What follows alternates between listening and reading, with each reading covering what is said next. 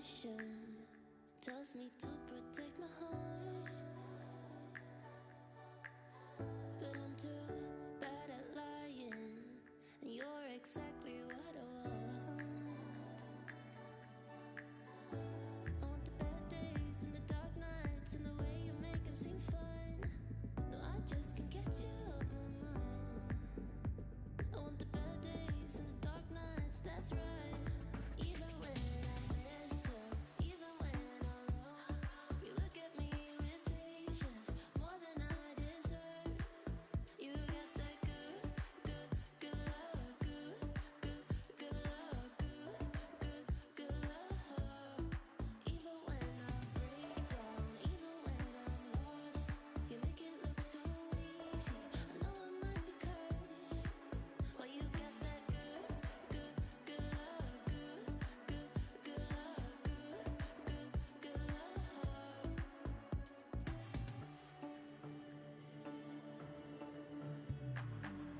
It might be risky to let you in so close, but when you hold me, it feels like home I've never known. And you know I want the long talks and the slow drives and the way you pull me in tight. I just can't get you out my mind. I want the long talks and the slow drives, oh my. Even when I mess up, even when I'm wrong, you look at me with patience, more than I deserve. You got that good, good, good love, good, good, good love, good, good, good love. Even when I break down, even when I'm lost, you make it look so easy. I know I might be cursed. Well, you got that good, good, good love, good, good, good love, good, good, good love.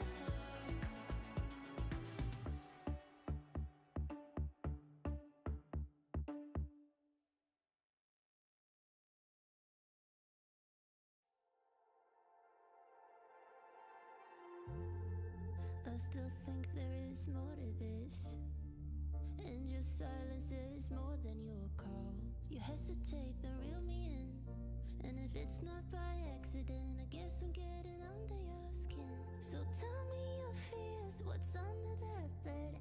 You know it's real, yeah, I said what I said, and I won't let the past mess up the present. And none of the riddles or shadows will keep me away. No, I'll chase the echoes while cussing your name, 'cause it's you and I. Once we're past all the X's and Y's, just tell me you love. Tell me that I'm who you need. Tell me that I'm who you wanted. When are you gonna come for me? And tell me that we're always and forever. I thought that you were clever. You're smart enough to know that this just can't get any better. Just tell me you love. Tell me that I'm who you need. Tell me that I'm who you wanted. When are you gonna come for me? And tell me that we're always and forever. I thought that you were clever. You're smart enough to know that this just can't get any better. Just tell me you love me. I still think there is more to this, and your silence is more than your calls. You hesitate, then reel me in, and if it's not by accident, I guess I'm getting under your skin. So tell me your fears, what's under that bed? You know it's real, yeah, I said what I said, and I won't let the past mess up the present. And none of the riddles or shadows will keep me away. No, I'll chase the echoes while cussing your name, 'cause it's you and I. Once we're past all the X's and Y's, just tell me you love. Tell me that I'm who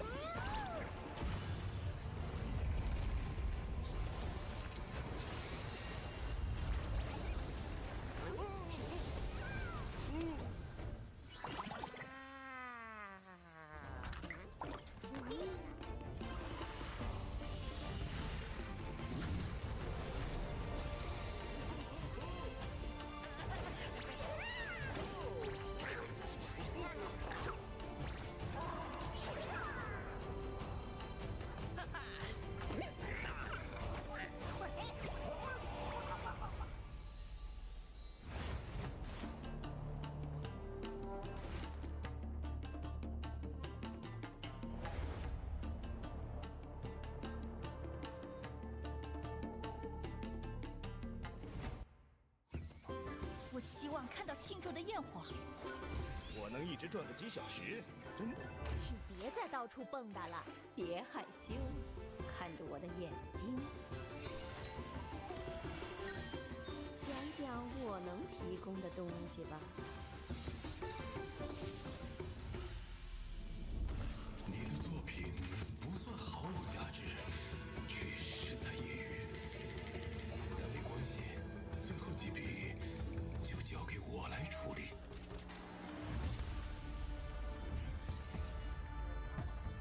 你的故事已到结尾，美妙至极，洋洋大观，为我尖叫，何等壮美！不要逼我出手。我来为你画上句号。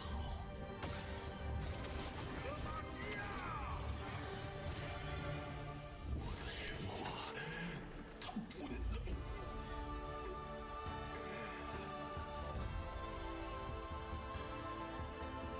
我的命运由我做主。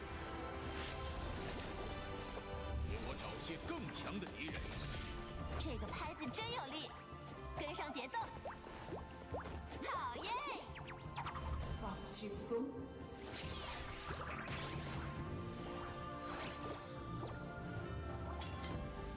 来和我玩吧。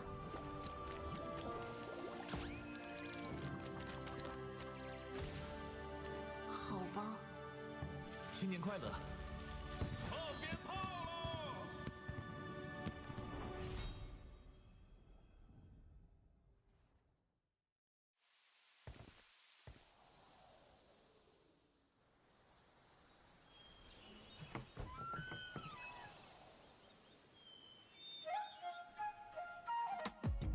莫非真有神的光阴秀，漏明为你横正直春秋。许多人间事传得好成熟，一山水煮酒，要我一首一目光阴秀，要我一记一程逍遥游。要么挥挥手，要么交个朋友，欢乐无休。走上亲家谷，遇见了灵蛇，走云下之树，拜见了仙鹤，交换一个锦囊，一人自得，去拿下我们的快乐。那清月变舞，跃上了银河，那天地为步，织上了七色。你若能超生，我绝不落后，解锁回忆第几回合。你我世界将世界热闹了。Just got asked a question in chat. Alex, where are you now? Train, plane, basement, submarine, or space? I'm actually at home. I'm in my bedroom, folks. I've made it. I'm home. Oh, is this the LPL song? They got a load of players to sing a song a while back. I don't know if this is the one though. I'm not as familiar with it. Okay, folks. Again, just getting rid of a little bit in the background, because turns out there's some stuff to sort out when I've been away for a little while. So rest up. I said rest up. I don't know. Get ready. Get yourself a drink, stay hydrated. I'm going to do the same thing, and I'll be back in an amount of time, an arbitrary amount of time.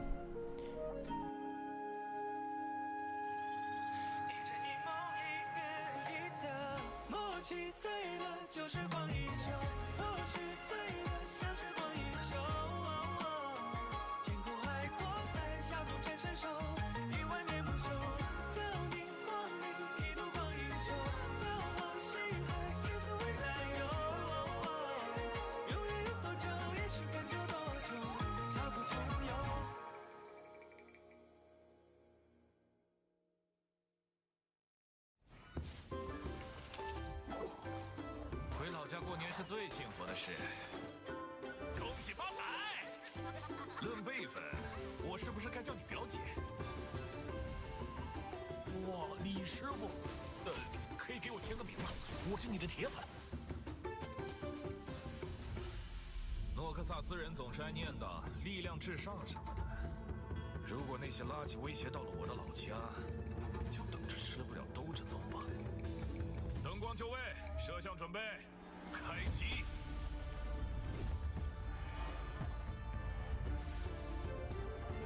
我看你是皮痒了。我不仅会赢，而且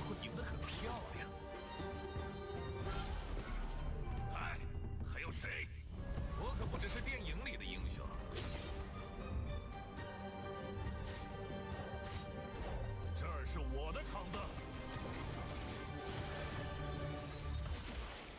如果不能庇护身边的人，我这身力气还有什么用？既然你非要送死，呈上你的性命！滚出我的老家！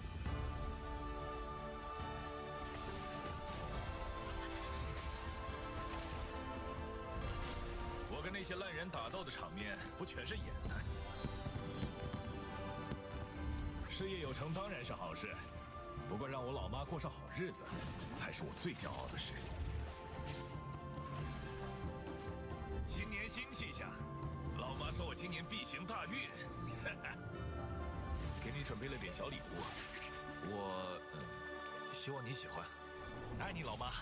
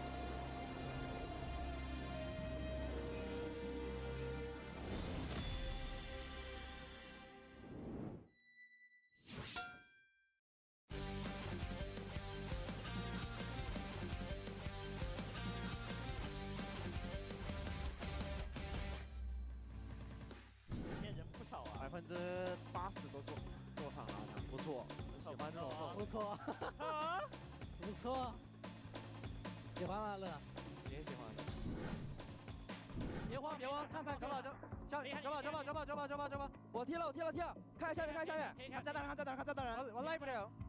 哎，那上了，炸弹人，走吧，全杀，不用走，武器，拜克，我来不了。nice。可以打，没闪，这两个都没闪，乐，这两个都没闪。打劫了，别拉 Q 1 ER 全空，要追，别拉 ER 全空。杰拉没闪吗？没闪。可以，慢慢留，不用被换。拉开了，可以慢。走吧。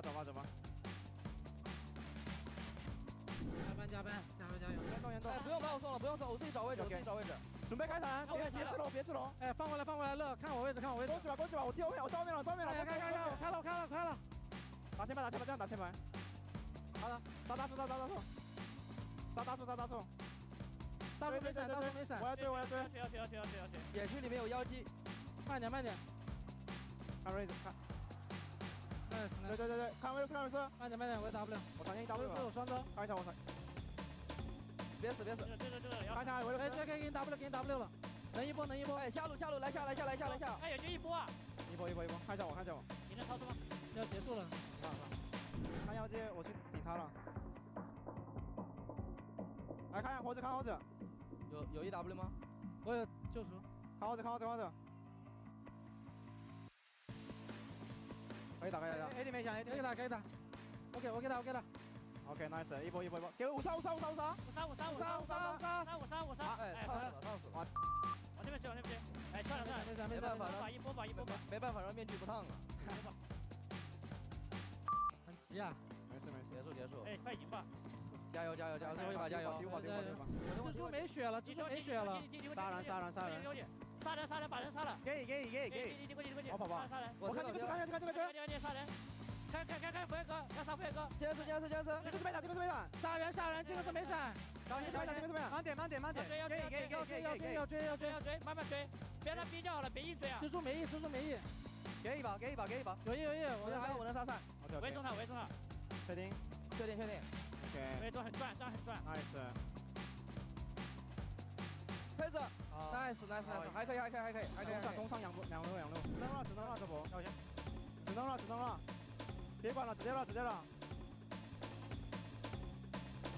了，直接了。哎，沿线走了。沿线走，先拉，要打团，加量没闪，先拍，慢点，加量没闪，慢慢打，1秒1。哎，可以看我1扣。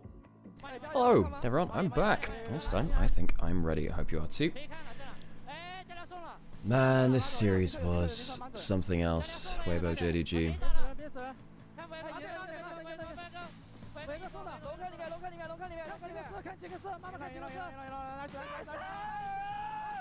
What is that?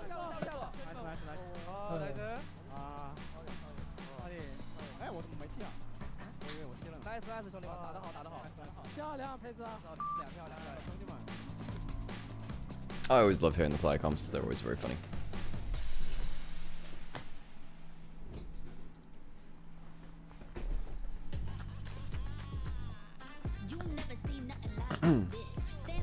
Well, I think I should probably say hi. Hello, how's it going? I'm Nymaera. It's lovely to meet you all. You might have been seeing Sam stream in the last few days on this channel. Thank you very much to him. He's going to rest his voice for today, and he'll be back tomorrow because I can't do tomorrow because I have a meeting to go to. But you'll get me for today. And yeah, so I'll just be hanging out here in the background, and we'll get ready for this stuff. At some point, I'm going to have to replace the music they play here with, a copyright-free Spotify playlist. I am going to do that, but that might come in a couple of days' time because it's something to set up, and I didn't have time for it today. So today is an elimination match, folks. And also, hi if you're watching over on Anivia's channel as well, because we've been streaming there for the last few days. It's been restreamed over to Anivia's channel. I've seen a bunch of you tune in there. I hope you're enjoying the show on a different place to watch it. And of course, welcome to my regulars as well on both Twitch and YouTube. Hope you're both doing okay.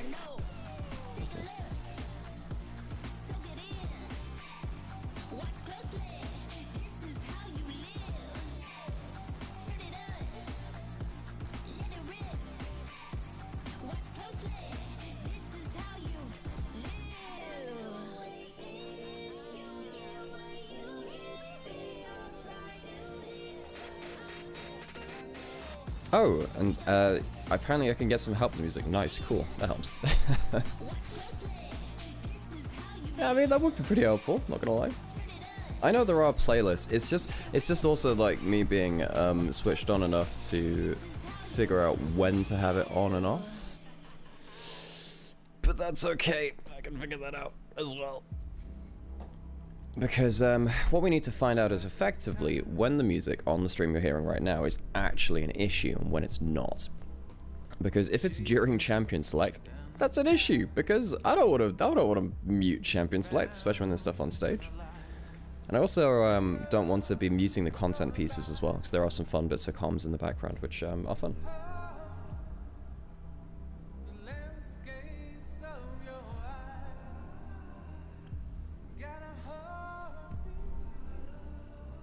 Make Cadril and the Shy sing a song together. They'll break the internet? Yeah, that'll be very fun.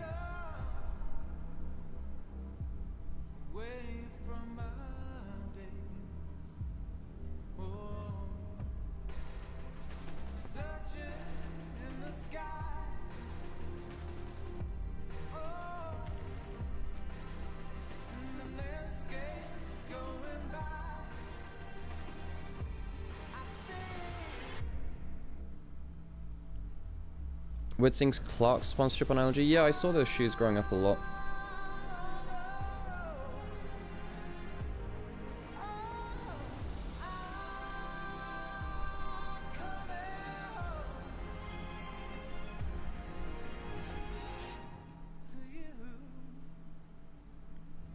Same, I also thought that.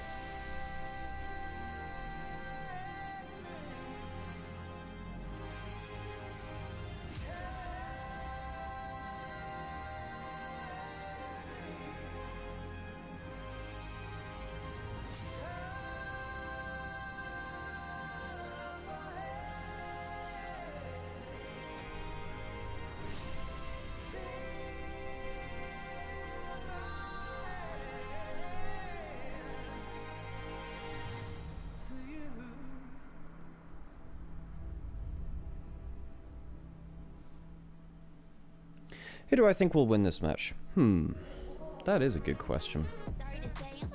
Isn't that always the question? For me, I think that both these teams have struggled. It's been a while since we've seen them as well. So I'm not going to, like, hard and fast say that one team is going to win. And EDG looked a little bit worse in their series, in their second series than their first one. Neither of these teams inspires that much confidence. And that will be a theme for today, folks. It will be.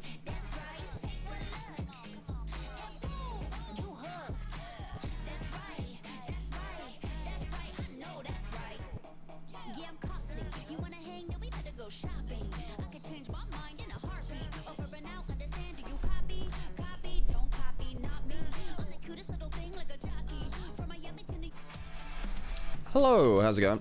This will be in Suzhou, because that's LNG's arena.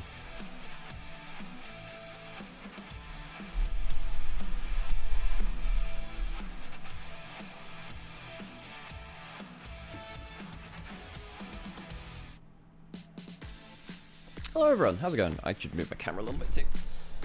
There we go. Hey, front and center. I even have a cool like little skeleton hoodie on and everything. Cool. So we're going to be in Suzhou today for LNG versus EDG. As I was saying in the preamble up to this as well, this is an elimination match. So very, very important. What are they fighting for? Yep, they are fighting for elimination. This is the group stage of the LPL Split 1. So this is a group with TT and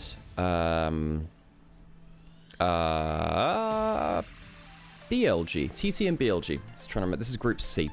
So this group is one which I thought would be close for second place. I thought that EDG, LNG, and TT would all be pretty good. And I think that LNG and EDG, I think they've stumbled a little bit more than I thought they would do. And that has left the door open for TT to look pretty good in their own right. And that means that they've gone up to... Oh, how many series? Have they already won 2 series, or have they just won the one? I think that they... Oh, are both these teams out already, actually? Did I... Is this actually... Ooh, I can't remember that being the case. Did TT play 1 series or 2? I think they haven't played one of these teams. Which would mean that it is... Yes, then basically the teams are trying to hope that TT will lose their remaining series. Pardon me. No. I'm actually wrong. This is not an elimination series. They're already both out. TT went 2-0. I'm completely wrong. Because TT has played both of these teams and they're yet to play BLG. So this is actually just for fun. They're actually not playing for anything now. This could be a little bit crazy, folks, because neither of these teams have anything to play for here. This could be a bit for fun gaming over here in LNG's arena. Because both these teams are already eliminated. Now, I'm sure these players will want to show their best game as well. They're not necessarily secure in their careers, and there's stuff about team reputations and, you know, making sure that, you know, the league is taken seriously. But we'll see exactly what that leads to when we go a little bit later into, yeah, into the day. Volume seems okay. All right.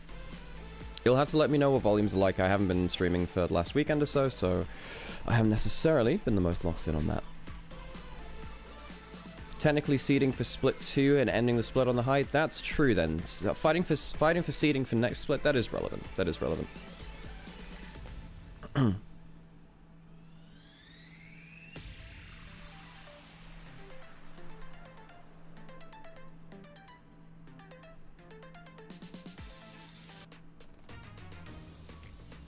So, this is our group stage, yeah, and this is why. So this group has been decided, as has Group B. This is Group C, BLG 2-0, TT 2-0. BLG and TT are yet to face each other, obviously, because otherwise one of them would have a loss.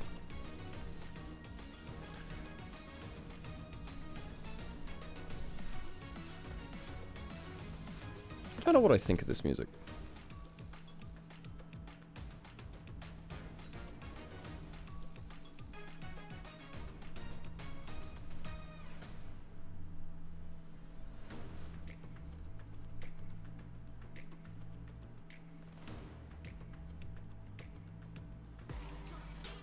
So onto the EDG's lineup.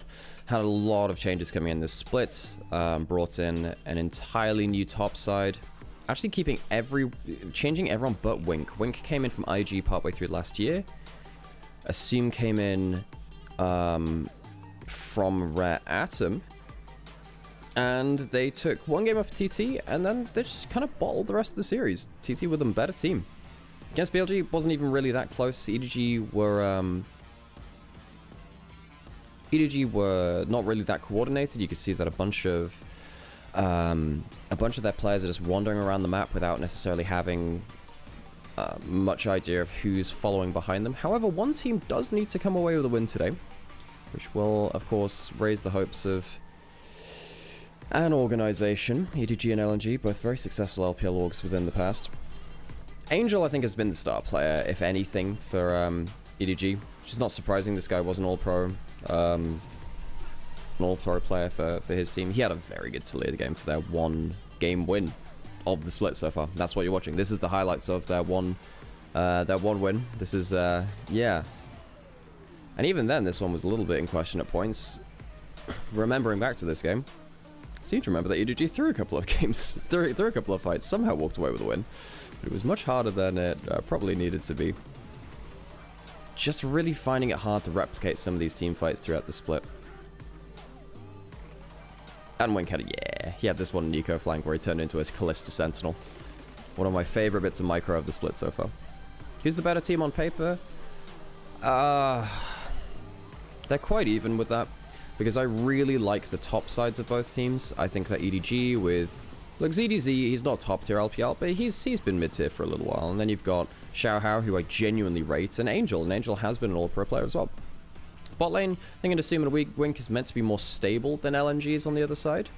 But LNG, their top side's great too. You know, they have Zika and they have Weiwei. And then their mid laner is Haichao, who's one of the best up-and-coming mid laners within the LPL. He's also known as Chowvi, because that's funny. But Photogun Draw, they have been trending downwards for quite a while. They've had a couple of decent playoffs runs when they were on NIP, but yeah, honestly, Photogun Draw, they have really struggled to find their feet. Now, of course, they've lost both of their series as well. Also took a game off of TT, so both these teams are on exactly the same record. 0-3 versus BLG, 1-3 versus TT. But you can understand why it's quite hard to... it's quite hard to really judge where these teams are at, because they have struggled. This is the best benchmark we will have for them, and sadly, it is after they're already eliminated. I do think that draw has been okay. I think that Haichao has had 1 or 2 games. He had a Vladimir game, which was awesome. His Vladimir game was very good. His first game of the split. Then after that, things got quite difficult. Which game was this one? That wasn't that. Zika, yeah, Zucker's been good too. I've rated this guy for a while though. Even when LNG were very bad at the start of last year, Zika was the guy that really held the line and managed to keep LNG somewhat stable in that top side. I would say maybe LNG have looked slightly better than EDG. I think EDG have looked a lot worse than I thought they would, but the bot lane factor is just not something which I can assess that well. Clutch barrier from Elk to save his life though. Didn't even see the shield pop up.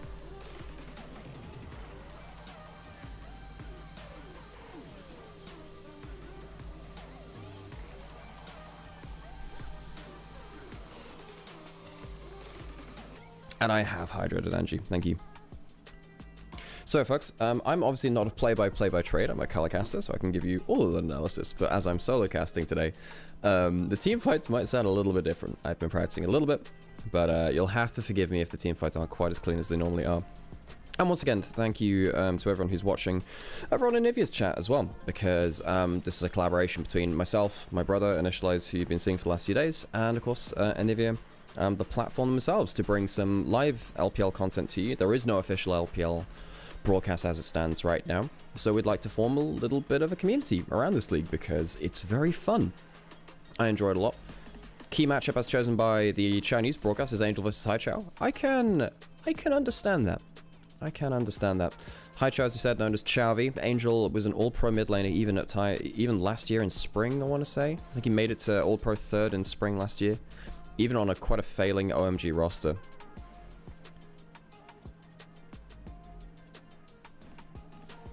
Morning, Chris. How you doing? EDG redemption game?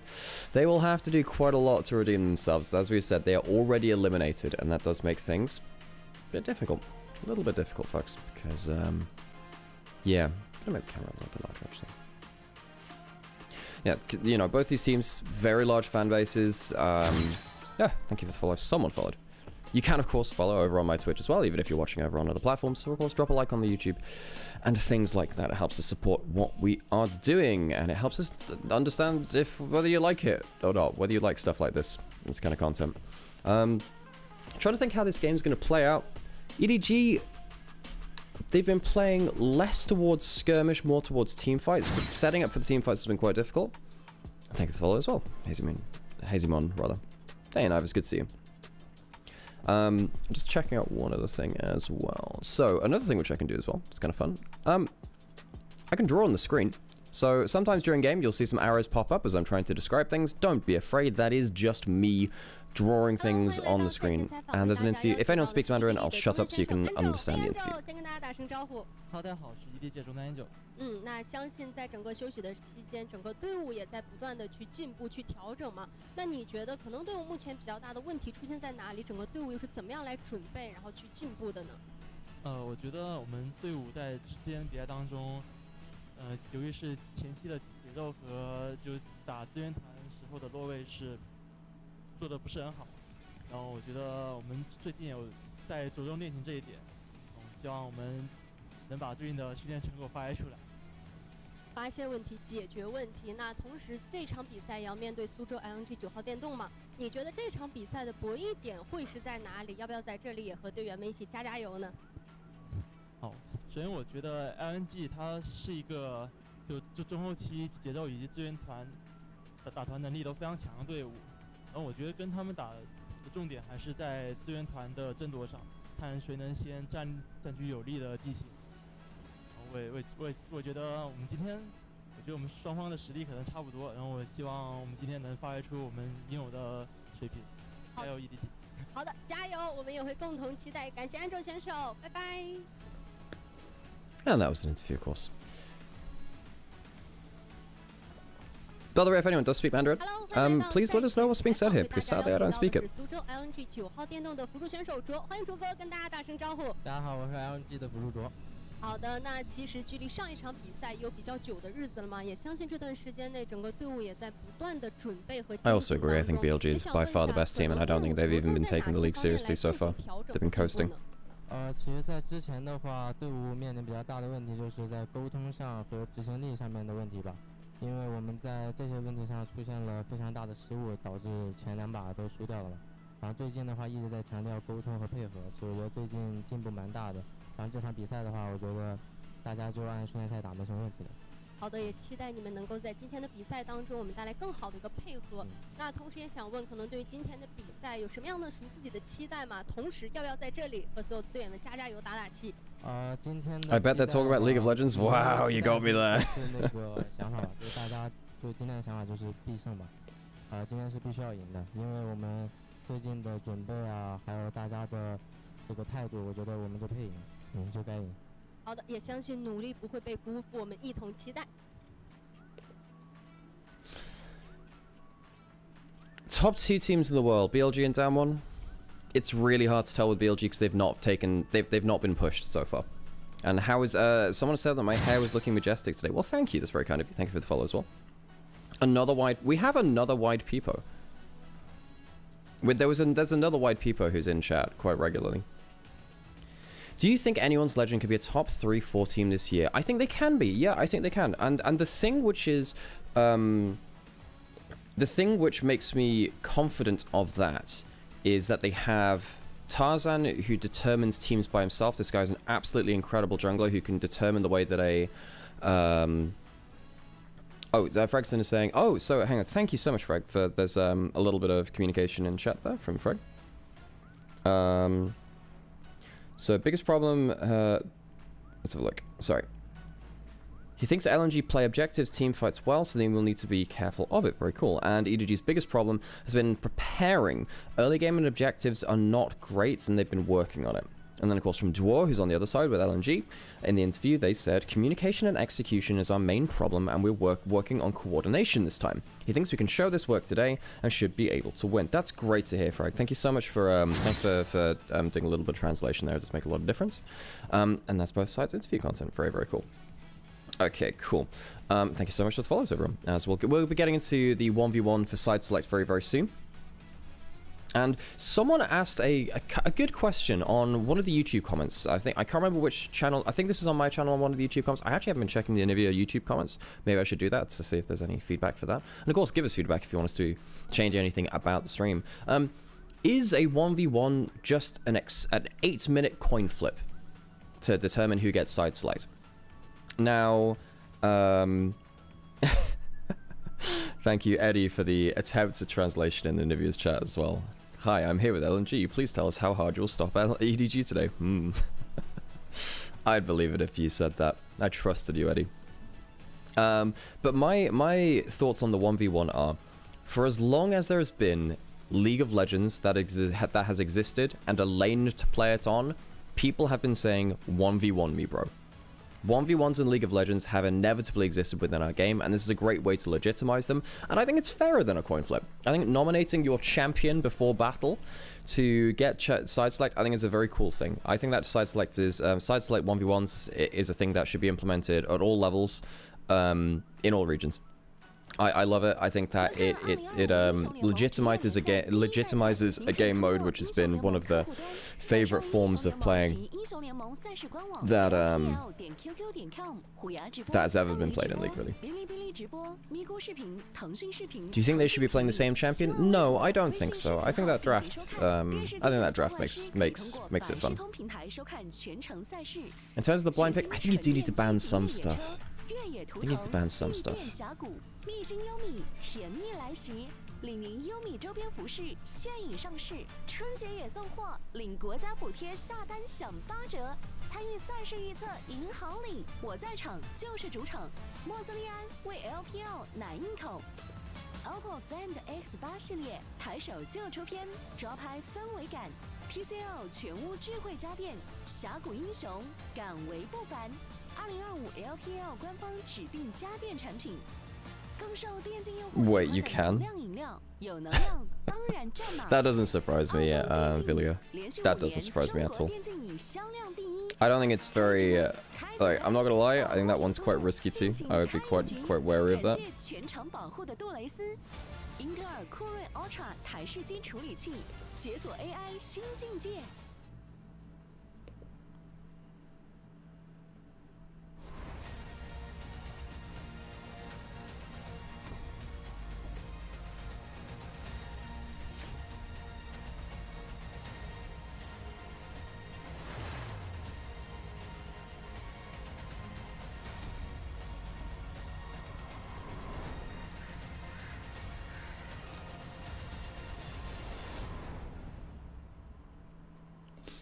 Welcome into the arena.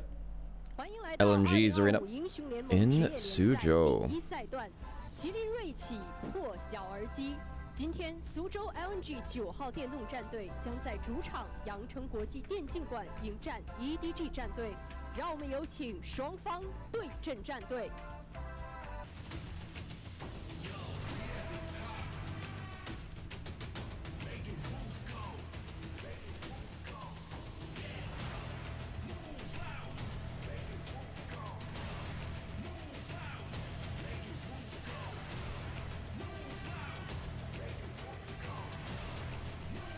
首先欢迎 Edward Gaming， 上单 ZDZ， 打野小号，中单 Angel， 下路阿萨姆，辅助 Wink。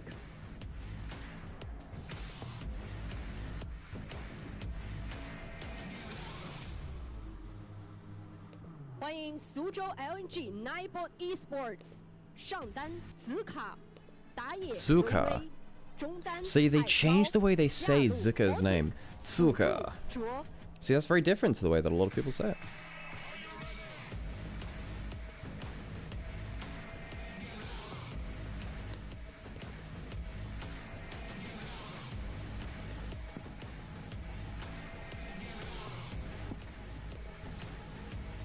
LPL 第一赛段小组赛第5周第2日 EDG There are your teams, folks. LNG 9号电动即将开始 I like to 5位进巅峰 like to let the announcers do their thing and bring them on stage. Gustavo, thank you for being here. It's one of the chats on my YouTube saying thank you for doing this. Well, you know, it's something which we've done for many years now, both my brother and I. I've been involved in the LPL since 2023. I've cast a lot of games. Last year, I think I covered about 500 games. So, if things go well, I should be covering my 1000th LPL game sometime this year in terms of directly casting it. Have to say at that point, I feel like I've been a decent part of the LPL's history, which is a really fun thing to say. It's a very fun thing to say.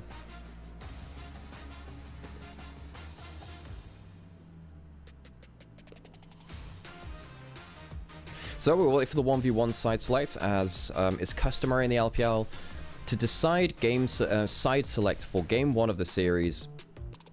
What we do is we have an honorable 1v1, as is tradition within League of Legends. Expecting at least 2 35-minute throws in here. Yeah, be ready for my voice getting absolutely shredded today, folks. As we're into the 1v1 champion selects, we have Angel and we have Zika. Angel, all-pro mid laner from spring of last year. Zika has been LNG stalwart. Even when LNG have been at their worst, Zuka's been good. Lots of different bans coming through. Mages away from Angel, and some top lane bruisers and lane dominant champions away from Zika. So, Garen versus who? Angel locks in the Garen. What is Zika going to pick into this? Riven versus Garen. Are you kidding me? What? Hang on. Because back in day, Garen used to be a Riven counter, even when Riven was super strong. Because what happens is, Riven would just walk up and Garen would press Q, silence her, and all of that weird spinny stuff that she does doesn't work because she's silenced. Garen versus Riven. Wow, that's fun. I like that a lot. We've seen some different tech. We have seen some different tech quite often, actually, in we've seen quite within our 1v1s. We've seen stuff like the Alistair, which is quite common within stuff like Arena. We've seen our things like, you know, Anivia as well. We've seen Kled. Garen, first one I believe we've seen in the 1v1s though. Darkworld, thank you so much for the sub as well. I really appreciate that. Thank you.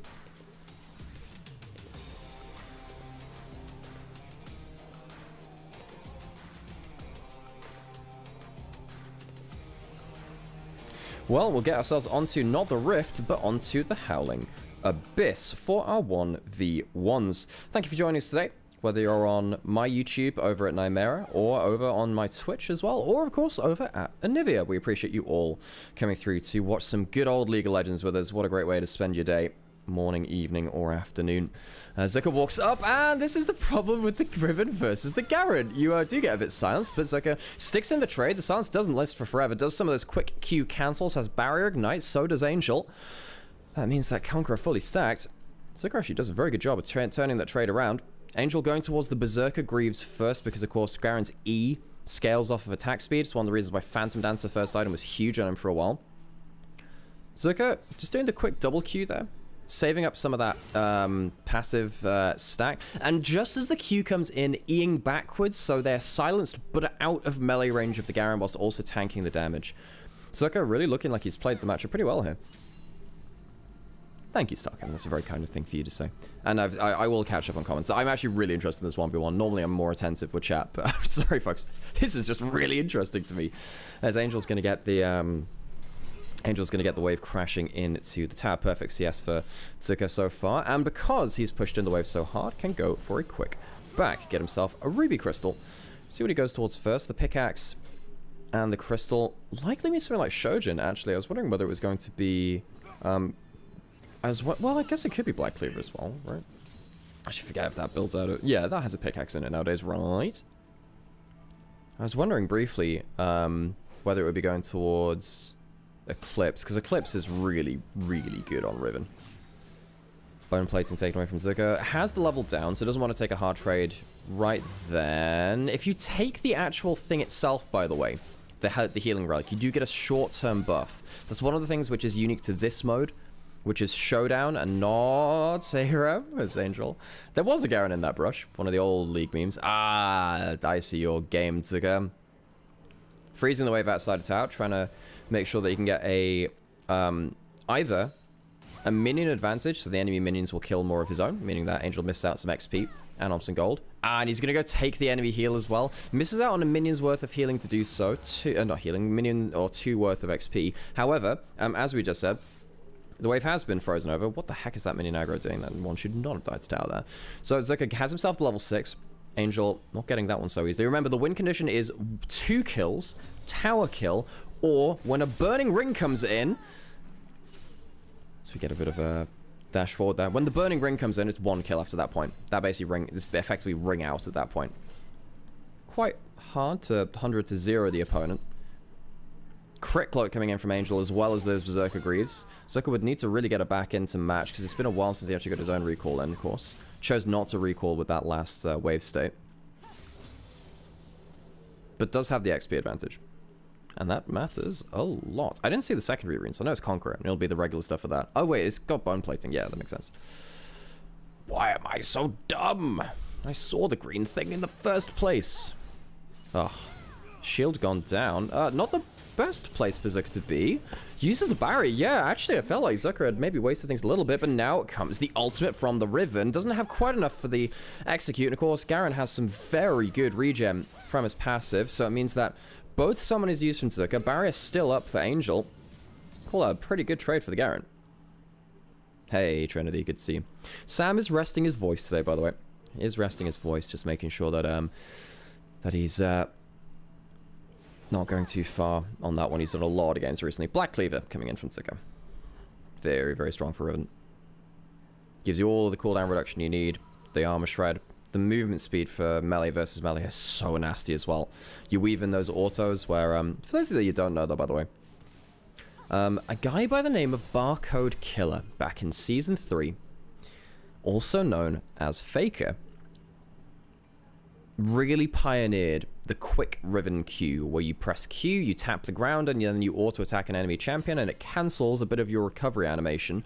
It means that your auto-attack comes out very, very quick. And that really turned Riven from being like a bruiser into being just a full-on assassin, and then became the standard for Riven players everywhere.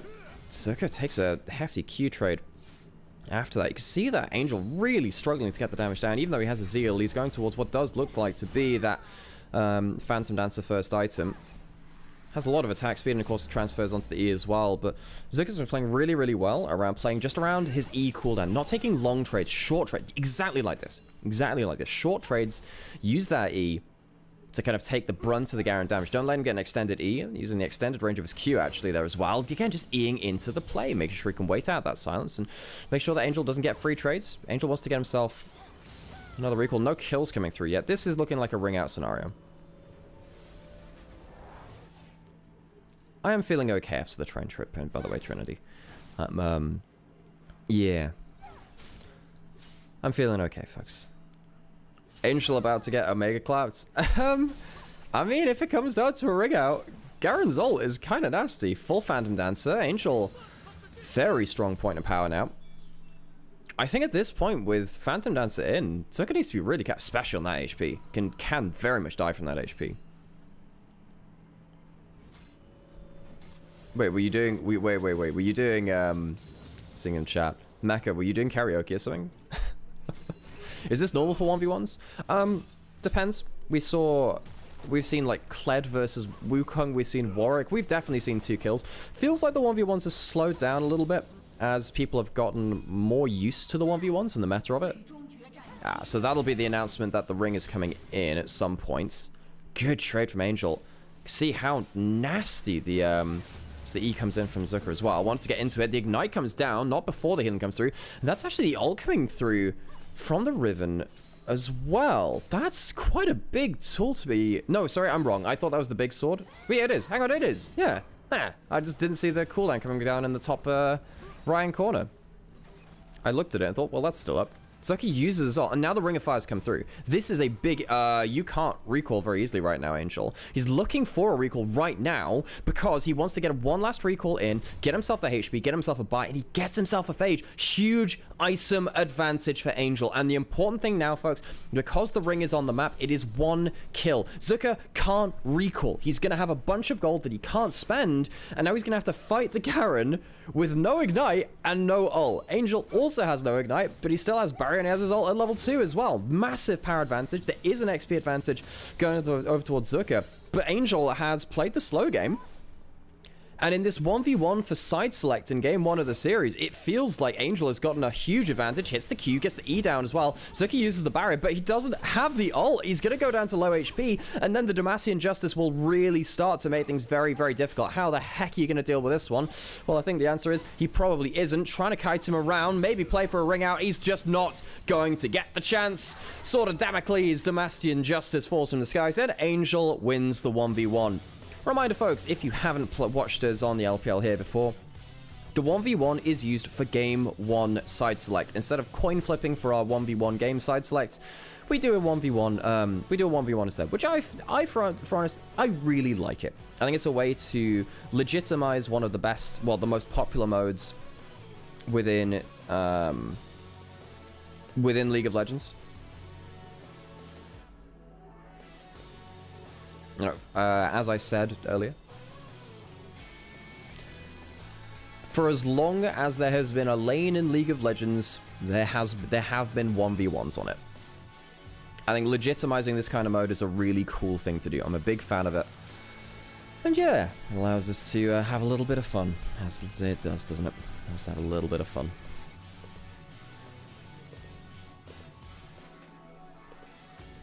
What's everyone excited for in this matchup today? Tell me in chat. I do have currently 3 different chats. I'm trying not to... Look, I'm fairly ADHD, folks. I have, in fact, had... Back when we had overlapping games last year, I had... Oh, are you excited for my co-stream? That is so kind of you. Oh. Back when we had overlapping games, I'd have a game in each corner, and I'd have... I think I had Pokemon... Not Pokemon Showdown. What was it? Pokerogue in the top right-hand corner. And then I'd just have Subway Surfers on the remaining quarter, just because I thought I needed to complete the meme. Your day's nearly done, Blade? Oh.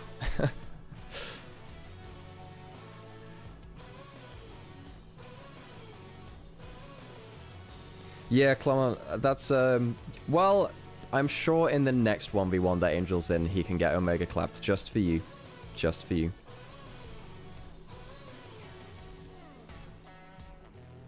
Darkworld, you asked earlier, by the way, is EDG and LNG both 1-on-1? I didn't see if anyone answered you. No, EDG and LNG are both 0 and 2 heading into this series. That means that EDG and LNG are both eliminated. Now, that did raise some questions for me about whether this series would be serious or not. Bans coming through, fairly standard. As EDG hover over the river in which Zika just lost his 1v1 with. So what's our first pick? There's, of course, the Vi's gone, and a bunch of our bot lane picks. Varus still available, but Jace wins so many different 1v1... Oops, I'm starting to hiccup a bit. Jace wins a load of 1v1s, both in mid lane and in his top lane. Doesn't really feel like there are many top lane answers to the champion right now. I believe we're still on 15 S1-2, second patch of the season. Varus Corki, though, on the other side. God, that's a powerful duo. Especially in the LPL. Corki's level 1 in mid lane has allowed him to be played into the most matchups there.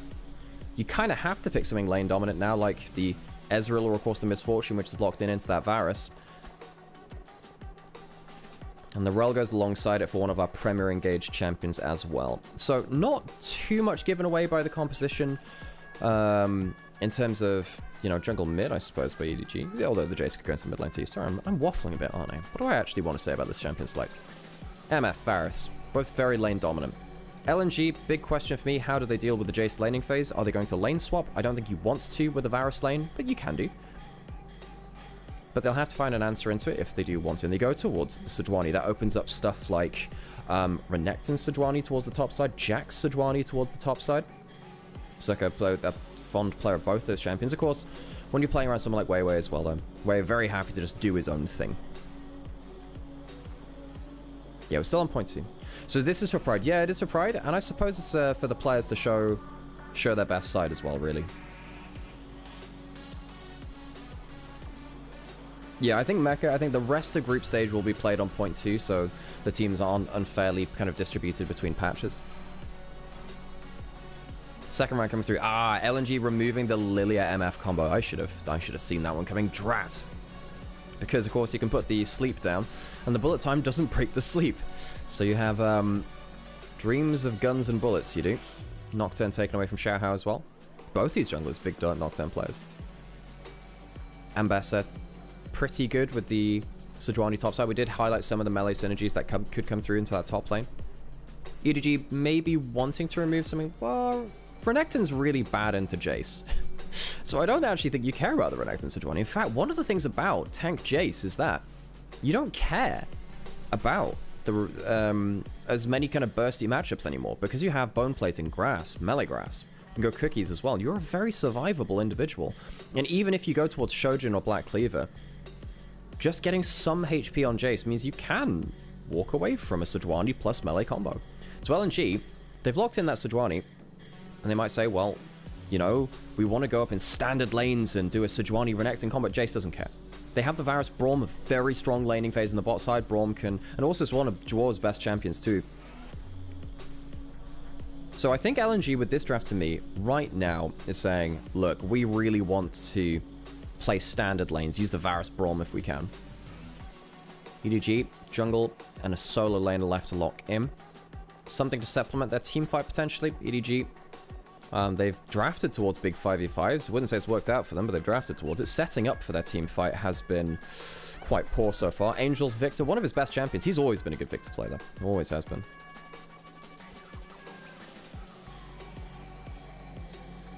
But now you have to play as an engaged jungler into two of the best anti-melee champions in the game in Sejuani and that Braum. The Sejuani, I mean, the Shinzao, what you can do is just say, alright, well, the Varus and the Corki aren't going to get to damage me at least, so if I pop the ultimate, gives me 5 seconds of breathing time. Of course, Wink won't have that same degree of error on the Ral. What? Wukong top lane for Zika? I was like, that's not going into the jungle. Do we have something like a Sejuani support? No. Primo, good to see you, by the way. Good to see all of the regulars in chat, whether you are on my channel or on Anivia's or elsewhere. Wukong top lane for Zika. I love this. It should be the Wukong top lane. Sejuani into the Jace, I just don't think works now that the Jace builds tank. Sejuani top lane used to be very good into mini Na, because Na was squishy enough that you could blow him up with an ignite and your double passive proc if you went into passive and then ult. I don't think Jace is squishy enough for that. Will it be Heartsteel Wukong? No, I would imagine this is going to be Trinity Force Wukong. Still, Trinity Force is Wukong's best individual item. Probably going to be Trinity Force into Sundra or Trinity Force into... Oh no, they missed the... Guys, they missed the fist bump. That's not a good start today. Come on, we're better than this. Hi, if there are any mods in my Twitch chat, if you could put a prediction poll, that would be very kind, thank you. No worries about it if not. Well, we'll get ourselves into our first game of the day. Makes sense, as LNG needed a little bit more engaged. I mean, Sejuani Braum is a good duo. Oh, so I needed to do the different thing then. Oopsies, that's also the wrong thing. I didn't want to do that. There we go, cool. Alright, sorry, it doesn't switch around where I was watching things on my screen. Wukong into Jace is decent, with the passive giving armor and HP regen. Yes, it does, but it does tend to focus on... it does tend to focus on multiple champions being around you. Anyway, folks, let's get into our first game of the day over in Suzhou, LNG's home arena, for a battle for pride and not much else. EDG versus LNG. Let's hear the gyros.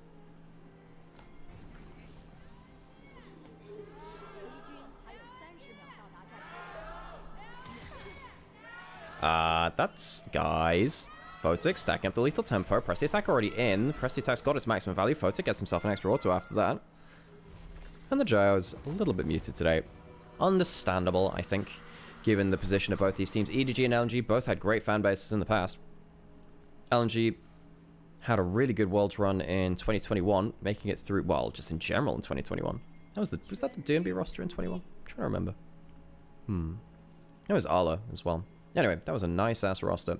And then LNG, of course, the last few years, had Scout on their roster. And they looked really good right up until they got into Worlds knockouts. LNG had an undefeated Swiss stage at Worlds last year. And it feels a long time ago. It wasn't really, in the grand scheme of things. Have we got any shenanigans coming through? No. Standard lanes.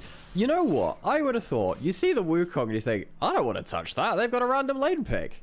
Well, Zika's going to go up here. Worth noting, oh, he's gone for Grasp, not the Conqueror. Yeah, Wukong's level 1 really strong because the attack speed from your Nimbus Strike at level 1 is really, really good. I think in the next patch, by the way, that attack speed does go down from 35% to 30%. God, it's so much damage, though. It stacks up that Grasp again. ZDZ goes to melee form to get himself a Grasp as well. Uses the two Scries. Both of them getting melee Grasp procs. Zuka's not gone for something like the Ignite. We did see stuff like Ignite, Teleport, Wukong in the top lane in the past. Zuka showing that, yes, he does know how to play Wukong at level 1. Wukong's level 1 is their strongest point of their laning phase up until they get to level 6. It's very, very strong at level 1. Alexis, thank you very much for your kind comments as well. I'm paying attention vaguely to chats, folks, as a solo caster and a co-streamer. I like to keep you guys involved. So, if you do want to ask questions, if you do want to interact with the stream a little bit, know that I am paying a little bit of attention. Just a little bit, you know. Yeah, you focus on that monkey boy in the top lane. Doran Shields, Grasp, passive. The regen makes it really hard to outlast Wukong in lane. I always liked playing as Wukong top lane because it is a very interactive matchup. Now, the thing is, every auto attack that a Wukong gets matters an awful lot because it reduces the Q cooldown. So, I used to play Quinn into Wukong quite a lot. Well, I play Quinn in general. It was really fun because I knew if I ever messed up my positioning, Wukong jumps at me and I die. However, if you can stop him getting clean, that's a really good double bonk as well. If you can stop him getting plays like that, you feel really good. Didn't stop it there because the clone also with the auto attacks and the Q reduces the Q cooldown. And of course, the clone gives you some extra damage coming through. Of course, it gives you extra damage. But the big thing is stuff like this, that Q. If that comes through, that could have been a flash for one follow-up auto kill. Zika also was holding on to this little thing in inventory as well. Because when you're going for the all-ins, Doran's Shield, Biscuits when you're low HP, it is so much turnaround healing. Oh, no, I clicked the wrong button. I just completely flashbanged myself for a second as I turned the drawing tool into a whiteboard. Oh, God. Sorry about that, folks. Well, gotta keep you on your toes, I guess. Oh, it's starting well. Go away for a weekend. And I lose my ability to stream. Ugh. I've missed you, chat. I've missed you a lot. Angel and High Chow in the mid lane. Chow V was pretty good on our AD carry mid's last split. Jump forward. Hang on a second. There's no support there. Because gone for a bit of a roam. Couldn't follow up on anything, though. And assume we'll get himself level 4 and we'll be safe. In an older meta, Wukong was a very good counter pick into those ranged top champions. Yeah, he was. Yeah, he was, because if you ever misstep, gets on top of you with the Cyclone, it's really hard to disengage once he's got the Cyclone going down. Each tick of damage, by the way, from the Cyclone also gives him a Crushing Blow cooldown reduction as well. He needs to be really careful when Wukong starts brawling. And the great thing about Wukong top lane, in standard lanes like this too, is he gets the extra XP and the extra gold from a laning experience, which allows him to play towards longer duration fights. Angel doing quite well in this mid lane. Of course he is, Angel. World's finalist back on Suning in 2020. Even though he's not necessarily ever really matched that success again. Has been individually a good performer. I don't think he's had the best rosters. I don't think he's always had the most consistent form, but he's definitely a cut above the bottom to mid-table mid laners. On the whole, anyway. Paremu, I saw you in my home country, Thailand. What rating would give you on 10? I loved Thailand, Paremu. Went to, so, yeah, in January, before I came back for the LEC. In fact, I had to cut my holiday to Thailand short because I went to go do the LEC, which has been great, obviously, as well. So I went to Bangkok, the capital, spent 5 or 6 days there. Went and explored some of the surrounding areas, went to go try some food. It was a lovely city. Then went up to Chiang Mai and then Chiang Rai. And then I came back home. It was a beautiful experience. I love Thailand. And actually the other day, because I went to a Thai cooking class while I was out there. Hang on, there are grubs coming up. This is probably quite important. Anyway, learned how to make larb and a bunch of other things. It was really cool. Let's see if there's something on the plate here in mid lane. We do have Sejuani Braum. Level 6 for Angel. Cuts the grab field down and gets a double root. They've just walked into it. Haichao had flash and chooses not to use it. Feels like a bit of an easy one, but Wukong's come in, and you do not expect the double jungle. It's not a jungler, it's a top lane Wukong. Zika comes in for the first blood, and the monkey is on the board. The business really is monkey variety here in the mid lane. Grubs go over to EDG, kill goes over to LNG. Thought Angel had just had a great grab field to seal that play, but LNG turned it around. Zika, great angle, but the problem is you've just given a top lane play over to ZDC. I didn't see whether he has Demolish here, by the way. Because I think in this matchup, I think you go Fimbulwinter, maybe even Shield Bash for that. Because the 1v1s are so clutch between the Jace and the Wukong. What happened here then? Wukong came out of base on the reset. Yeah, if you look there. But then, great grab field coming through. Haichao, just a little bit disrespectful. Instead of walking towards top lane, this is the thing I like to do, the diagonal resets. Came out of the base and then just walked through into mid lane instead of going towards top lane. Comes in with that level 6 Cyclone. One of your biggest power spikes in the game, of course. And you get that before a Sejuani in the jungle would do, or a Wukong in the jungle would do, because you get a little bit more XP from lane. Zika makes his impact felt. The actual gold advantage, though, not that different. And if you cast a Weather Eye over to the XP over on Jace, he's level 7 and a bit. Zika's picking up a wave in topside, but is behind in XP. Thank you, Pramer. Appreciate it. LEC more than Thailand. Well, having a job is quite important, Premier, you'll understand. So coming in for week 1 of the LEC was quite important. Dragon now up and available. EDG, they did say, hey, we've struggled a little bit in preparation and around some of the objectives. We wanted to work on that today. In LNG, they said, well, we wanted to work on coordination. EDG got themselves the Grub Hub. What? There are a great many names I like to call the Grubs. There are the Grub Hubs. There's Grub, and Grubby. What are the other ones I had? The Grub, the Bad, and the Ugly. I make myself laugh. I used to have a list of these. In fact, I used to. I have a list of these somewhere. I just haven't looked at it in a while. And then there are the Grubby Tubbies. How could I forget the Grubby Tubbies? Mazel and I really championed the Grubby Tubbies for a while. Just FYI, rare. Hang on, Haichao, you gotta be a little bit careful. Yes, please use that vision. Haichao walks back. By the way, next patch turns out very likely to be taking stuff like Halo Blades. That's a lot of good vision. That's really good vision from EDG. Look at all these blue wards. 1, 2, 3, 4, 5, 6. 6 blue wards. In the bot side jungle. I'm sure the count will be very proud of me here.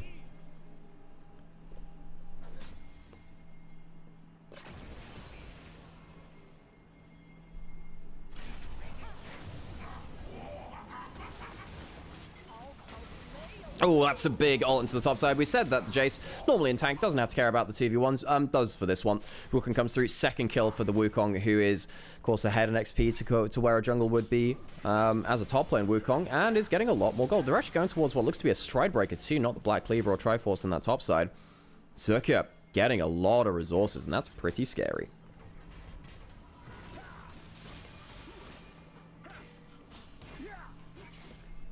Who's going to win? Well, that's what we're here to find out, isn't it? LNG look like they've been much sharper in this early game. ZDZ got some decent value out of getting plates on that top side, but if he's not able to get great... I mean, it looks like he's going towards Black Cleaver first item. What happened here? Oh, wait, there was a teleport bot side. Did they teleport to... Oh, I think while we were watching the top side play, there was a teleport to potentially see off a dive. But it does mean that Haichao's now down his teleport. Haichao, a little bit ropey in this early game. What is Wukong trying to build? Should be, I thought it was towards, it should be Stride Breaker. And the great thing about Stride Breaker as Wukong is that you can go into your Cyclone and then, well, you can press E And you can press Stride Breaker like midway through your combo, which is kind of fun. There's also a really fun Quinn build where you'd go Electrocute Stride Breaker and you press Stride Breaker mid-E so you can kind of get an instant burst. Teleport coming towards top side just to make sure that ZDZ is safe on the push up there, and that is very important because he's pushing in to make sure that the grubs are taken safely to achieve Grubageddon.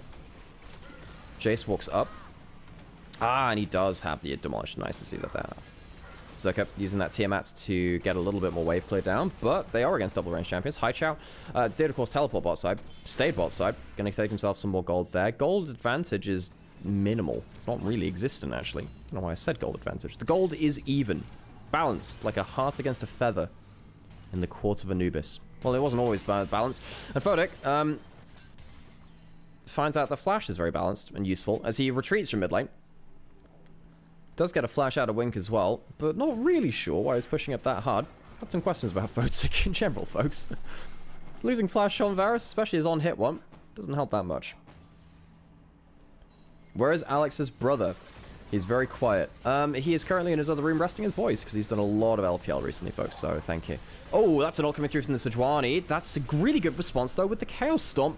Zika doesn't want to go in and use that ultimate, but now you are left alone on the turret at a range disadvantage. Terror shot goes on to ZDZ, but Zika has been felled first. The shield not there in time from Dwar. Wink, no flash, but he doesn't need it to force Weiwei out of the play. Dwar needs himself another W, but there's no one else to stand behind. He goes down, double kill from EDG in the top side. Haichao gets a full turret in the bot side, but at what cost for LNG? 6 grubs allows them to take down that turret very quickly. First turret does go over to LNG for the feats of strength, and of course the next kill will determine the next, for the feat of martial strength between the two teams. I think EDG are happy with this one though. Shut down the Wukong. Yes, they give some gold over to the Corki, but he was going to get that anyway. Good gold advantage to the Corki, don't get me wrong, but I don't think it's bad to be playing around your 6 grubs like this. Ult goes on to CDC under tower, which makes things very, very nasty, but a really good disengaging J-Vic duo play of the Jace and the Victor. Victor saving Jace. Oh, the Arcane Writers. You have given us a blessing, haven't you? And then, of course, the follow-up comes through. Jace. JB. JB not. Goes into the mid lane again. Has Demolish. Not the easiest individual time, but, you know, what is progress without some friends? Haichao, really good gold advantage, but doesn't want to be left alone in a 1v2. Flashes away from the Shinzao. Xiaohao has been playing very aggressively. Wukong coming in, has flash, has ult. Oh, Xiaohao might have gone a little bit too far. Are we forcing a fight, though? Dragon is available. Zika has Cyclone. Not able to pull off the play in the way that he'd want to, though, even with the faster teleport. Ah, and he's gone for the Titanic Hydra. I thought he was going for Stride Breaker. My bad. Well, isn't that a difference? Does make a big difference, actually, because the Titanic Hydra, I believe, also procs on your clone, but it does mean that you have really good auto reset ability. He's going much tankier Wukong. Not as much damage, though. You know, your highest damaging first items are really Triforce is the most, then you have stuff like, of course, the Black Cleaver and the Sundered Sky too. Dragon still available. Flash not available for Weiwei. Ult comes through from the Varus, and that's going to be some big damage onto the Shinzao before they can even pop their ultimate. So, Xiaohao, low HP, no flash, no ultimate. Does that buy LNG anything, really? Photic, going to walk towards mid lane, push that out. Xiaohao wants to regen a little bit off the grubs. Krugs, that's the one. Krugs. CDZ. Waiting for his next Shock Blast. Angel using the 6 grubs in the bot lane turret. Dragon not necessarily the focus right now.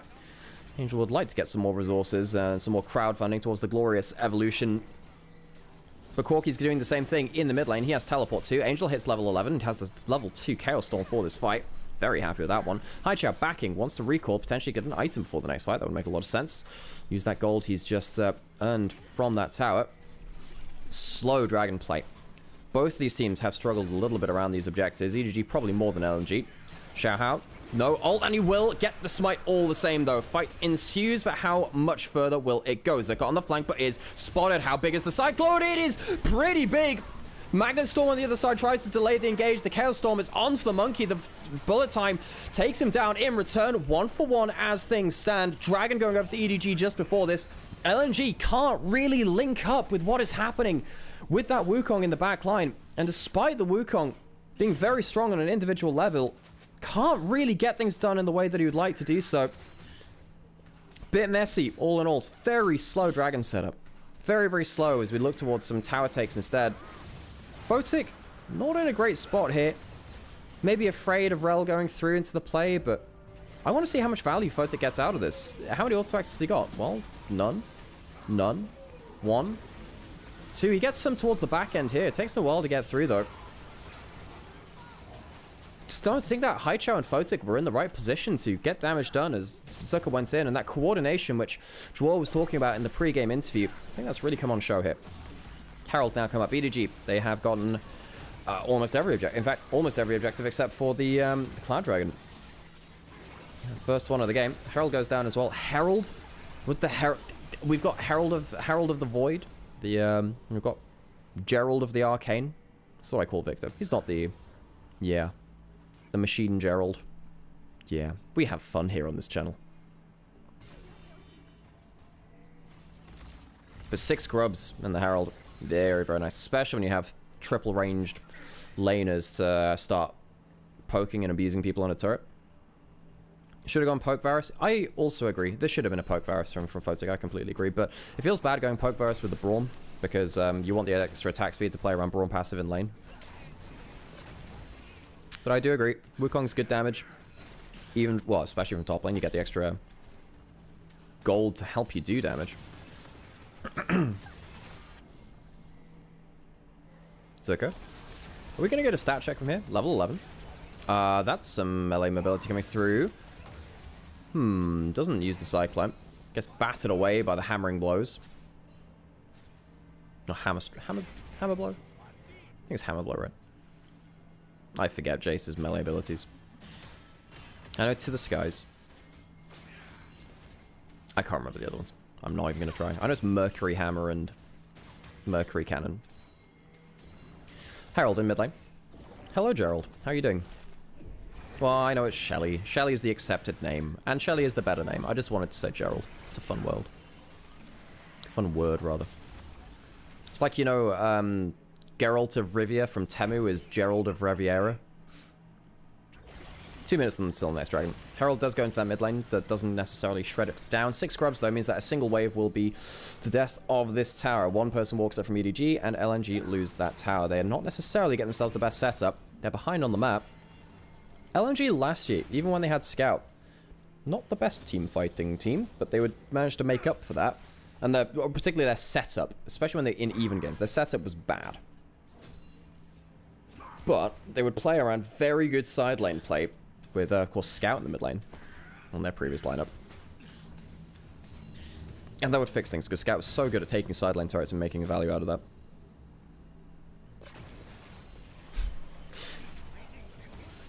Top lane Wukong reminiscing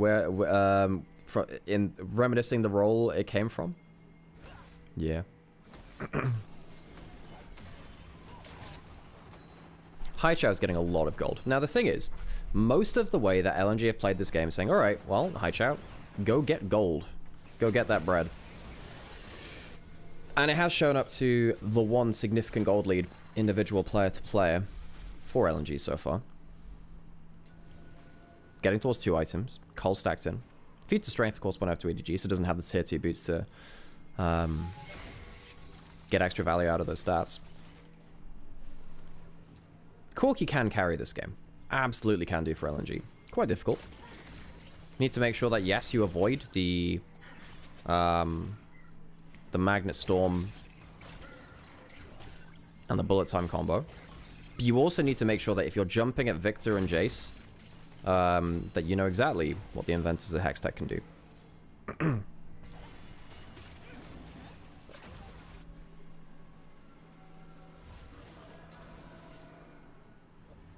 Recall coming in from Xavi again.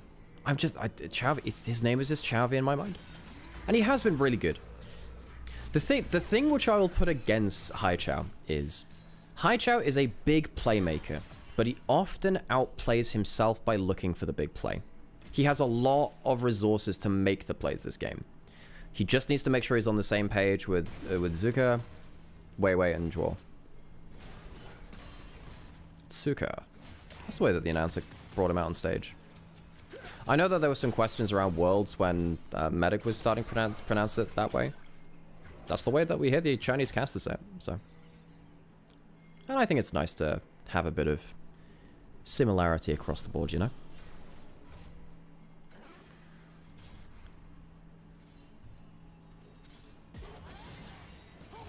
Wink. Caught out a little bit. Passive. Not proc from Weiwei. Aftershock on both sides. Used. Wink. He's an interesting... Hang on a second. Hang on a second. That's a Mikhail's Rel. That's not an item you see on that champion very often, but it is very valuable here. Not going to discredit that. Valuable item.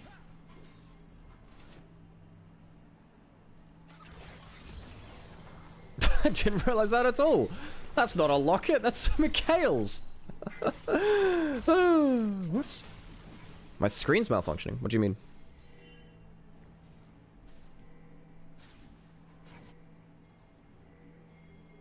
Okay, folks, so it does seem like the Anivia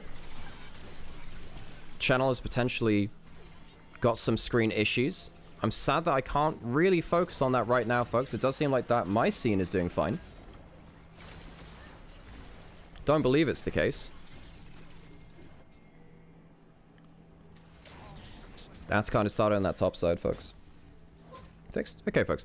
Now, I'm just going to say, folks, I don't think that's on my end. So the way that we're handling things here is I have my own stream up, and then Anivia is restreaming onto their site. So if there are problems on my OBS, I can see it.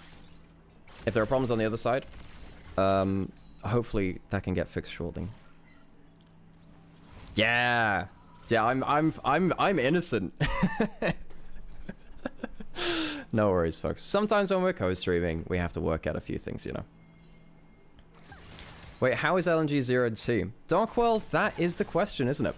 So, coming into this group, yeah, let's take a step back to this. Look, Atkan's up, there is a dragon spawning, there will be objectives being set up, but the thing which I actually want to talk about is how, when this group was announced, I thought that it would be a close run for second place, but I thought that EDG would be favorites. I really like Xiaohao and Angel. I think they're much better than this level of the table team should normally have. So ZDZ are really winning that 1v1, hugely winning that 1v1 actually. Black Cleaver built up by Zika, but I mean, you are against the Finball into Black Cleaver from ZDZ. See how powerful Jason that 1v1. LNG, of course, LNG, they replaced bot lane and mid lane, which is huge changes. I was worried about them, and Photo Draw, they haven't impressed me for the last while. They've had a couple of playoffs games which are really good. But EDG should have been, for me, second place team. Assume. Getting jumped on, has Clans, has Flash, but doesn't have teammates nearby. He's going to walk out of the Sejuani ultimate using the Clans and the Flash, but he has to use both of them. Teleport coming in from ZDZ, but that is a Jace alone in the backline. Takes a chunk of damage. Weiwei goes out. No one loses a member so far. Disengaging plays from both sides. And we're going up towards the top side of the map. Some people in my chat link the Anivia thing. Onivia is a highlights channel on YouTube, one of the biggest ones out there. And we are restreaming over to their YouTube channel. So we are live currently in 3 places. Nymaera on YouTube, Nymaera on Twitch, and then Onivia on Twitch as well. Atkan is live on your screen. Wow, that was a great segue, wasn't it? Hi chat, a lot of gold. It's doing a lot of damage. Also remember, folks, the longer you stand in the pit around the Atkan, the more resistances get shredded. It is nasty as hell. You don't want to stand there. EDG pulling towards the top side of the map, maybe not wanting to see LNG just go towards the dragon. But now they have no HP, and Atkan is going towards the other side. The shred will now start to apply on LNG. Are we going to see ourselves a smite fight? Ult comes out from the Shinzao, holding forwards the front line. The Chaos Storm goes down, but I don't think EDG have gotten good value out of those ultimates. Zuka goes in and starts to Cyclone, spinning, but not to win necessarily. It's a messy fight, and it comes down to a smite fight, which Weiwei wins. Wink into the backline, right into the mess of things. They will get themselves the withdrawal zone. That's something which will spare some of the blushes from LNG. It is just Haichao alive. Can he get a kill back? He tries to get something, but he has no flash, no Valkyrie, of course, no mana. Gets 1 kill onto the Shinzao, but EDG will walk away with all of the Atkan kills going over. Now, the thing is, the gold and the XP that Atkan withdrawals give you are now higher, but they still have to deal with the fact that you can get out onto the map quicker. LNG goes straight back onto the map, and business is normal here for them. EDG, they have 3 members down. They have no smite. EDG, they lose the smite fight. It's a messy objective fight again for them, and Baron will be taken. LNG will take that.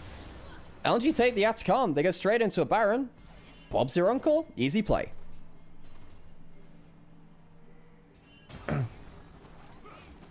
You have a full hard drive for stream recordings? Yeah, I can imagine that, Anivia. Yeah, if you're a highlights channel and you are doing every single region with a best of 5 every day from LPL, with now best of 5s most days from LCK, full weekends of LEC and then LTA, yeah, that's a lot of data storage, folks. It's a whole lot. Even if, well, especially if you want to start dipping into tier 2 now, especially if you want to start looking at lesser returns, stuff like that from tier 2. That's a great brawl melt. It's a great brawl melt from Draw. It means that the Chaos Storm and everything else doesn't really get that much value. This is a messy setup, folks. This is such a messy setup. The Cyclone doesn't get that much value. Zika has to then back out from a bullet time and start shredding down the Atakan. Folks, neither of these teams will be happy with this team fight. The Smite fight goes away. We've got a fight in the mid lane as well. Xiaohao gets Braum passived up, and the bullet time is good in response. Wink back into the play, sticks them right in there. ZDZ on the flank, full HP. Big damage coming through, but Haichao, the gold bank from LNG is down, as is the Varus, and LNG, with their hard-earned Baron buff, lose the play. The overplay things, they don't get a good Cyclone. This top lane Wukong really not impressing me so far outside of some early plays in lane. LNG will misuse the Baron buff, and now the 6 Grub solo laners of EDG will get some value. EDG back to even somewhat.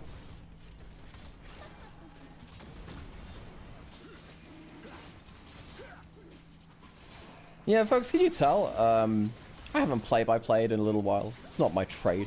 I like practicing it. It's nice. Solo casting is a very different kind of experience, though, folks. Dragon goes over to EDG. Folks, we're getting into a bit... Yeah, guys, we're getting into a bit of clown territory now. Assume gets hit by a Braum Q. Draw, really good from him, actually. I like what he does here. This is fine. But then the Cyclone doesn't get the value that they want. It's not as bursty as you'd like. Draw uses the shield on the back. The W's not great. He dies for free. Haichao, what happens here? Does he get knocked out of a Valkyrie? What do you, I mean, oh no, he'd already used his Valkyrie. I don't know, man. Haichao and Photic, they funnel in, don't have a way to reposition. Not happy with that teamfight setup there, LNG. Not happy with that. However, folks, even though this game is probably going to descend into madness, if it hasn't already, and it is only game 1, oh my god. Oh, it's not a gold graph, it's an EKG. There's one beat of life. And it goes to flatlining. For those of you that don't know what an EKG is, it's what you use to monitor pulse and heart rate on. It's fun.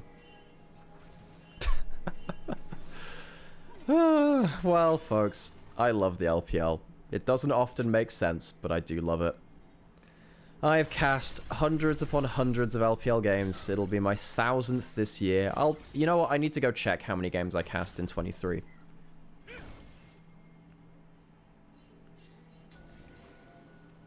Also, EKG is easier to say than ECG as well. A little bit, Darkworld. But yes, you can technically call it ECG and EKG. Both are fine, but yeah.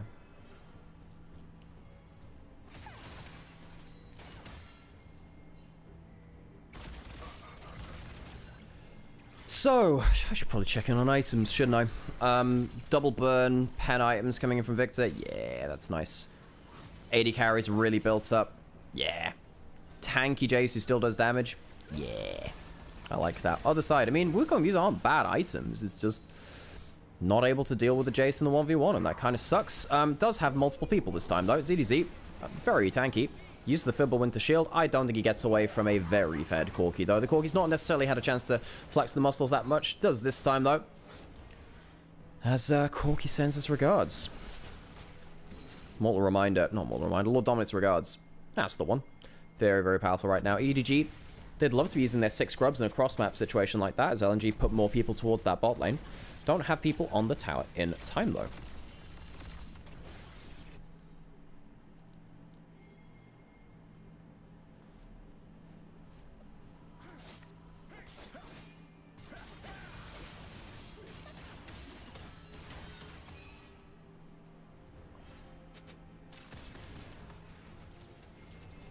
What's the next beat of this game? The story beat. Beat of the drum. Beats by Dre. All of these things. Very important, I hear. Varus not on a bad point too. I will say, look, on hit Varus once you get to 3-4 items is so hard to deal with foes. He's so tanky, does a ton of damage. You need to actually be auto-attacking though, and Fodic's been struggling to do that. Been much more impactful from Assune's MF on the other side. Has Wink Mikhail's anything yet? Buddy, that's a great question. If anyone has seen Wink Mikhail's anything, you're gonna have to let me know. It helps against the Sejuani ult, and it helps against the Varus ult. Both those things are actually very important, of course. And it helps save the cleanse from Assume. You know, he's not gonna have that for everything. Anything else to note? I mean, obviously, double Black Cleaver built up by both the Jace and the Xin Zhao. Very impactful against the Braum, Sejuani, Wukong, all of which have decent resists by themselves. Well, not that much armor by the Wukong, but his passive gives him enough that it's still value out of the Black Cleaver. He just gives us Mikhail's usage tracker. Well, you do have it on your inventory. If you hover over it, we just don't get access to that as spectators. We are but lowly spectators.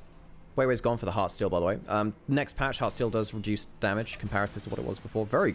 If you get good Heartsteel usage, and given how much of a clown car this game has been, he's gotten a good amount of value out of that. Dwarf uses the shield, jumps back out. Setting up for a fight. EDG in the choke point. This time Hai Chao is on an extended flank. Xiaohao uses the ult on one side. Wink goes in. Where is the Corki? Here's the Corki, and there's a monkey alongside him. Hai Chao is starting to DPS. Assume flashes over the wall, but he doesn't have enough HP. Hai Chao takes down the AD carry. Angel, the last remaining carry for the EDG. He gets out alive, but at what cost? Xiaohao's cleaning up, though, and suddenly... As much as I thought the carry being down from EDG, but the change of it, it's 4 dead from EDG once again. The Corki not able to pull his weight completely. Gets 1 kill, but is not there for all the rest of it. Xiaohao and Wink muddy up the front line enough that LNG can't see through the fight, and we are once again in a clown car situation. Baron has spawned Dragon on the other side. Hai Chao doesn't want to go touch that top side with a 10-foot barge pole. Goes down towards that Dragon instead. Stops the soul point being claimed by EDG. Oh, LNG. Oh, LNG. What have you done? Braum used that shield early. Braum not having the shield for the play. Kind of important. The ult. It's Mikhail's! There's a Mikhail's up to EDZ! Wink! I knew that item would come in clutch at some point. Of course it was the Mikhail's! The Mikhail's Rel! Arguably wins them the team fight. As it stops the first target being cleanly shut down. Oh, God. I don't think I've ever seen a Mikhail's built on a Rel before. Oh, Wink. Oh, Wink never changed. Has the locket now. That Mikhail's changes so much about that fight. Ah. Saves the Jace, who then in turn saves the team fight.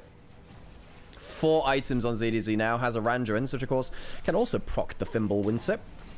Fimble Winter has a 8-second cooldown, so it's a little bit harder to, you know, use it for multiple... Oh, Wink, you have a Mikhail's, but you might need it for yourself this time. Doesn't use it, uses the locket instead, goes down all the same. ZDZ is tanky, is level 17. Jace on one side, Victor on the other. Sure, many AO3 writers would love that at some point. Now, Angel getting some damage. The Weiwei flashes out. The bullet time huge as well. The Chaos Storm starts to go wild. Arcane Storm, rather. Triple kill so far. And Angel... very much looking like an Angel of Vengeance rather than anything particularly benevolent for LNG.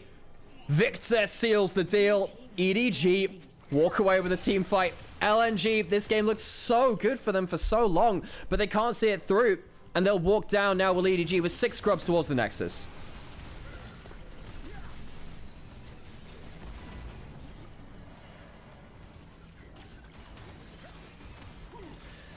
EDG, I will not call that a clean game. You will not catch me saying that one, but entertaining, yeah, we can manage that one. EDG, walk away with the win, and will bring us to 1-0. Only their 2nd win of the group stage. Both of these teams had won a single game versus TT, and none versus BLG. 0-3, 1-3.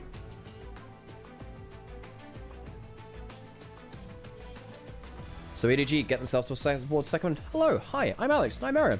That's me in the background. That's me in the corner, losing my religion.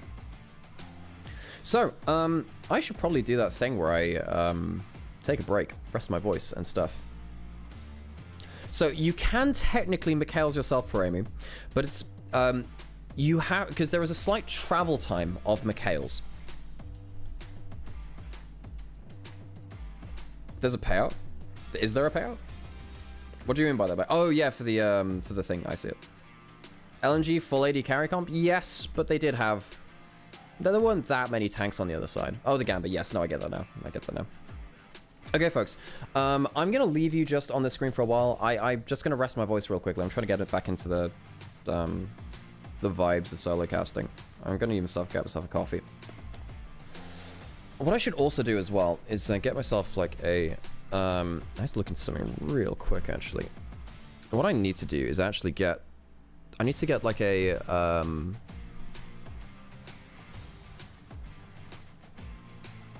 a thing where I... Oopsies, that's why it's not working. I had fucking Epic Pen open instead of the other thing. I need to get some, like, Riot... not thingy, what was I gonna call it, you know, copyright free. Riot Games creative friendly playlist. Let's go, we'll use that.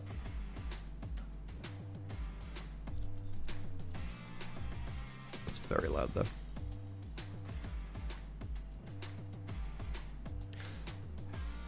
Okay, folks, I'm just gonna I'm gonna mute the stream while we're in breaks now, just because there are some copyright issues with this.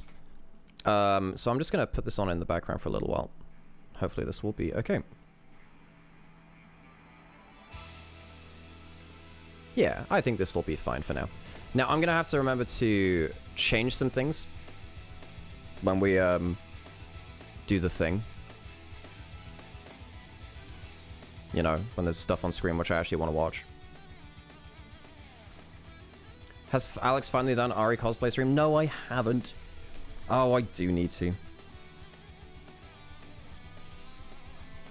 You can't hear Initialise? Yeah, Initialise is resting his voice because he has to do the whole weekend. We're still figuring out how we're balancing how we're both using our voices, basically.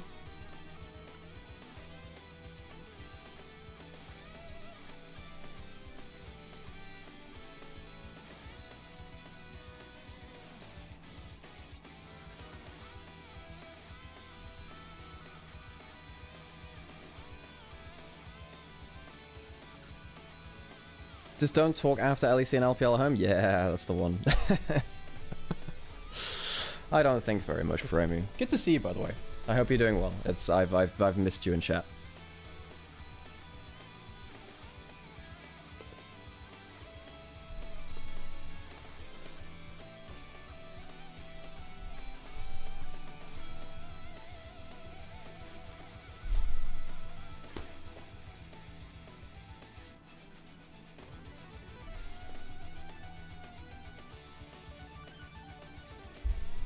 Yes, no, it's been really cool being back on the LEC. It has been. I'm very blessed to be part of the LEC broadcast. Of course I miss the LPL. Of course I do, but I'm very blessed to have stuff. Okay, now what I need to do is check whether this trips the Oops! Oh, that's very loud. That's very loud. That's not very helpful when it does that. Sorry, I probably did just jump scare you with the sound there very briefly.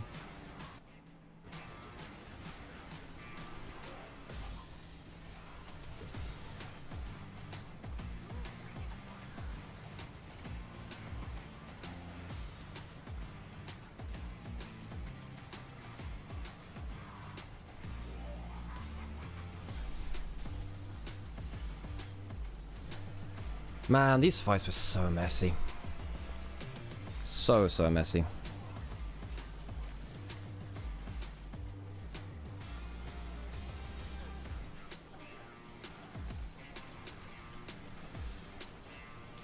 Well, it is the LPL.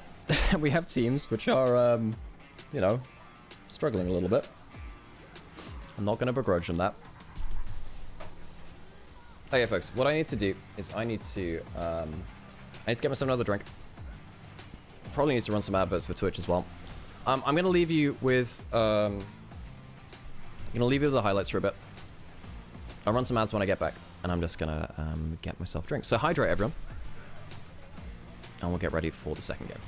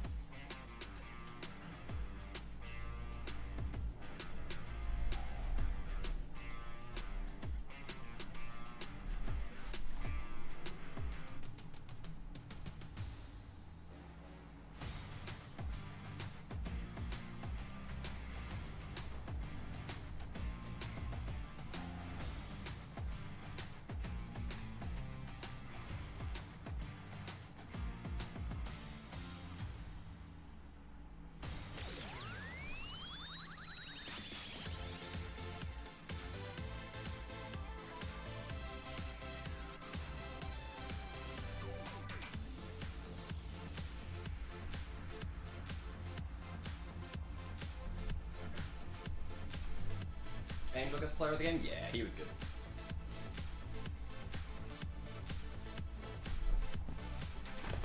Angel was good. I liked Angel a lot in this game.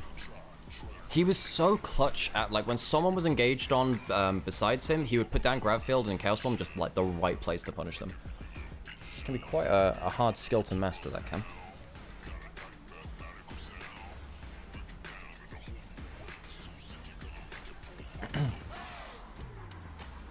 Oh, Haichar had so much gold, and he just could not get the value wanted out of that. Oh, Angel did so well to disengage this kind of play, using the Q moving speed amongst everything else.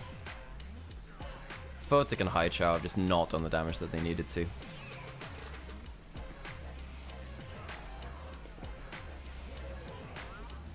Yes, if you want to find stats for different sites and stuff. Wait, LPL.gg? I've never seen that site, by the way. GOL.gg is what I often use for my stuff. Ah, hello. Hope you're all doing well, folks. Angel's a world finalist. Yes, he is. Thank you for the follows and everything, by the way. I do appreciate it a lot. See a bunch of people in there. The follows, the likes, the everything. Can I link it? Yeah, I will. I can link a couple of different things. Yes, there are. So, folks, there are a couple of really cool. That's not what I wanted to do. What the heck is that? No, that's not it.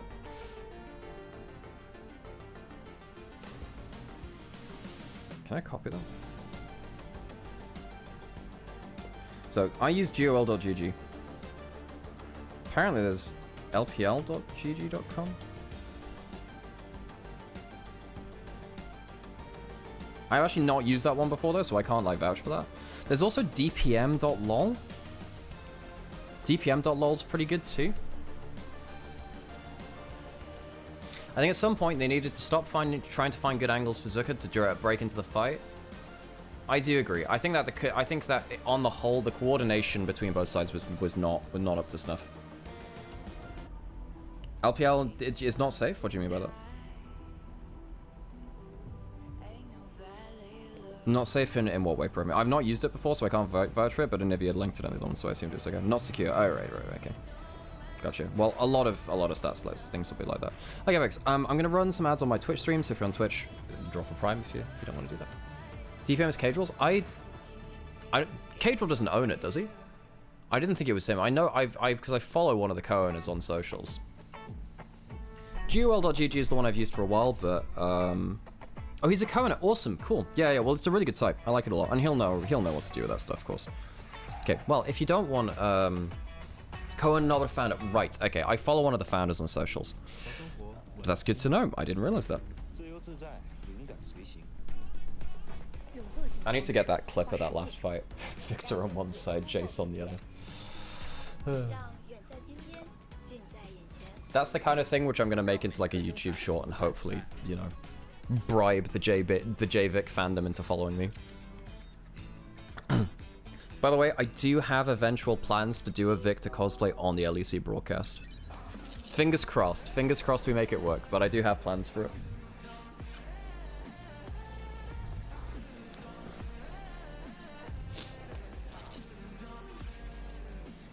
In fact, actually, with that in mind...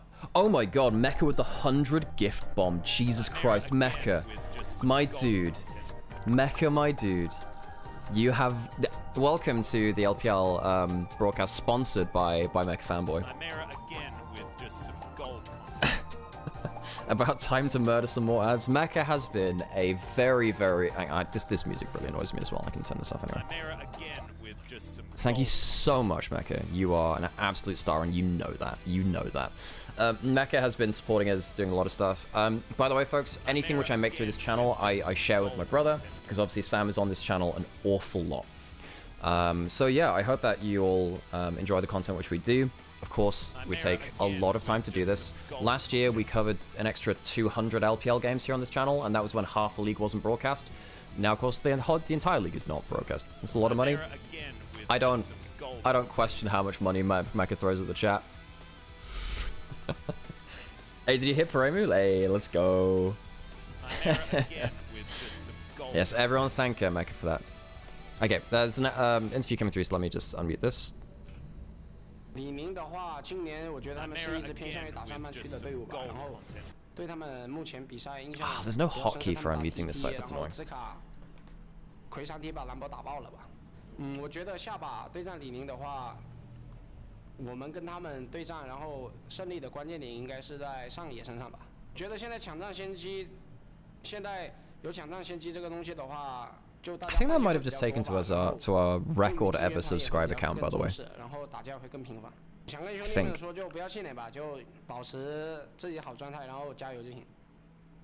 Hey, Vid student, good to see you.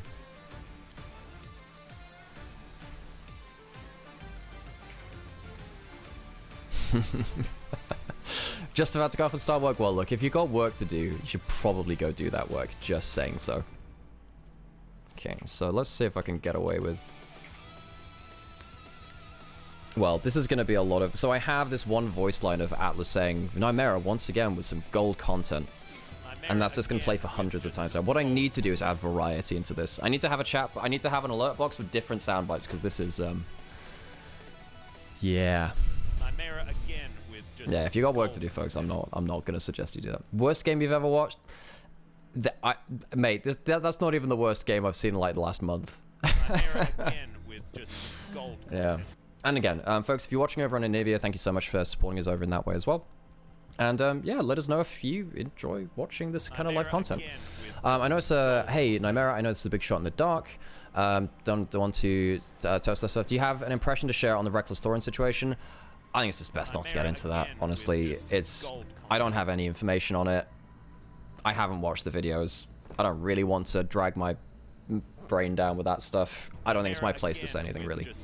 I appreciate you asking, and it is within your right to ask. Did I make the Nymaera under your cam? It's super clean. No, I didn't. Someone... So, back when I did... whatchamacallit? LJL. Back when I did LJL. We worked with a guy called Chris Edgeworth, and he is a really cool dude. I've got to go put the stream music back on now. And I should probably turn off the camera as well, because we're about to get ready into draft. No, not an LGL. Yeah, but Chris Edgeworth is a graphics teacher out in West Coast, I'm pretty sure. And he helped make these because he helped do a lot of LGL stuff for us. Chris is great. I'll get you, I don't have his socials on me, but he's really cool and he's doing a bunch of other stuff. He's hopefully getting me, fingers crossed, hey,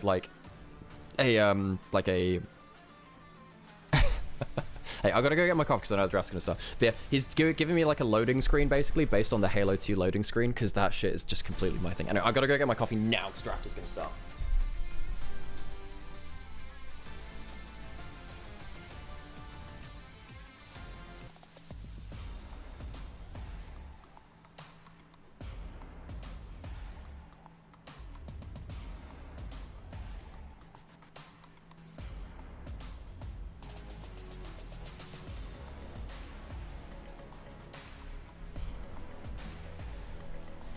And that's why I went to go get my coffee. Here is our draft. Second one of the day. EDG walked away with, I'm not going to say it's a confident win, but it was a win.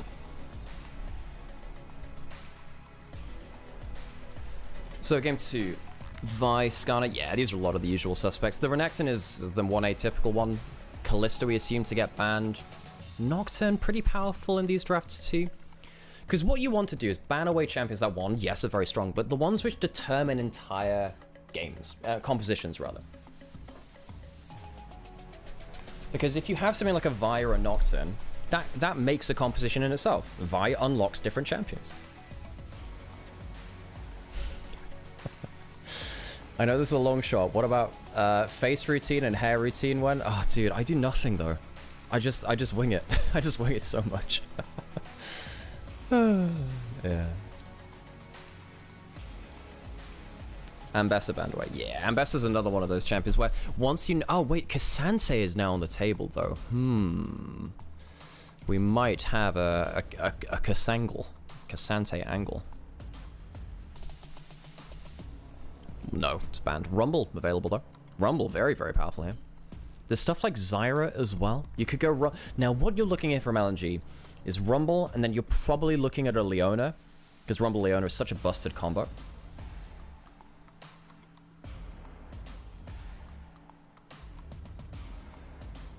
Do you want to remove that? Ah, Aurora left open as well. I mean, I say left open. There's a lot of stuff in there. So yeah, the Galio into the Rumble, that makes sense. Do you want to take away something like the Leona as well? Because Rumble really likes playing with typically Rel, Leona. Those are the top two. But then you stuff like, of course, Alistair, Nautilus can be powerful as well. And the Nocturne does come in for Xiaohao. Weiwei is a big player of this champion. So now you have Nocturne Galio. That's nasty as hell. Now what you can potentially look for from EDG is maybe even look for something like a Nico support. Go for an aggressive AD carry with a Nico support. Jin Nico, something like that.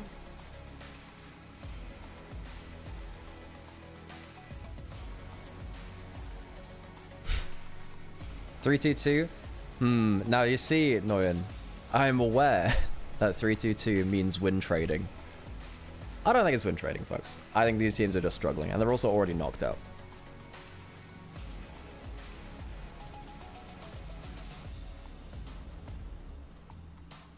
So, LNG, go towards the Viego. Viego into Nocturne is fine.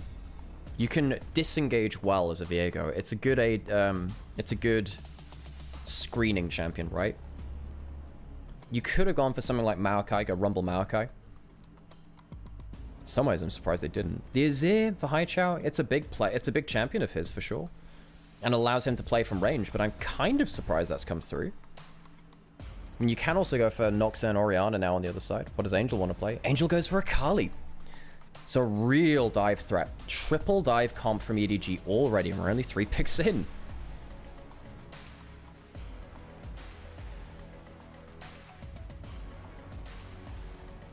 Who's drafted better? I would say, look, this is why we need the whole draft to come through, because there are some problems which are coming through. So, Galio into Rumble is fine for laning phase. Akali into Azir is fine too. I feel like LNG are a bit more disjointed, but they also have Rumble, and Rumble is not a fair champion right now. Even though he has to lane into the Galio, and the Galio deals with him quite well. EDG banning away the Poppy. Gonna ban away something like the Leona as well. I think Leona's super valuable here. Because LNG don't have anything to keep people on the equalizer right now. If they get... I mean, if they go Jin Leona, that's pretty damn good to me. They ban the... And the Poppy is pretty good here, because they have triple dash champions. They ban away the Xayah? I guess it's triple dive. Yeah, I think LNG, they should look for a Jin. Why is Nocturne so high prio in LPL? Because in Fearless Draft, the later you get into a series, the better Nocturne gets, because Nocturne can make a composition by himself. In Fearless Draft, drafting is not about playing one champion and each player playing a champion. It's about playing compositions which work. And the Nico's gone. We did mention the Nico earlier. Something like a Nocturne unlocks Nocturne Orianna and unlocks Nocturne Rumble, or in this case, Nocturne Galio. Nocturne is the only champion which can play in the way that he wants to. Ah, Ashe is pretty good now as well. Yeah, I think both these teams want an engage, and a utility AD carry that can have a long range. Jhin and Ashe are the two which really are that now. Varus being the other one, really. Ezreal can be okay here too from LNG. Yeah, you can go for LNG. You can go Ezreal Leona maybe, and just play around very mobile Ezreal that might be able to escape the Akali and play good laning phase versus the Ashe. My worry is, I don't think one Arcane Shift saves you. I think you still have to deal with this horrible dive comp. They go towards it. The Leona's the obvious pick here as well. My worry is you have Leona to give you some CC. That's it. And your AD carry, your AD carry is not going to survive with 1E. I think Jhin might have been better here. Bit of extra CC, bit of extra range. Yeah, it kind of sucks when Nocturne can still, like, ult onto you anyway. And you don't have the mobility, sure. There are negatives to that.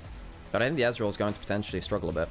I suppose this Photic. Photic's Ezreal is pretty good. Wink locks in the Nautilus. So now you have quadruple dive with EDG with an Ashe firing an arrow over the top. I think EDG have a more coherent composition. I think LNG have the better champions. On the whole. Azir, Ezreal, Leona, Rumble, all really, really strong. Well, Azir maybe less than the S tier, but he's still like a solid A tier. But like this LNG comp has so many powerful pieces. On the other side, yes, the Galio does well into the Rumble, and they have a very coherent composition. All of them want to do the same thing. And EDG did say that their coordination was lacking at points.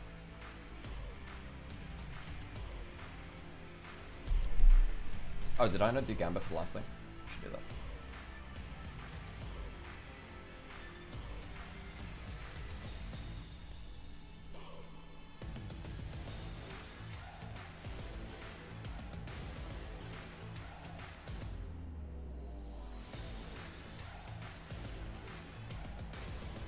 And we go on to the Rift.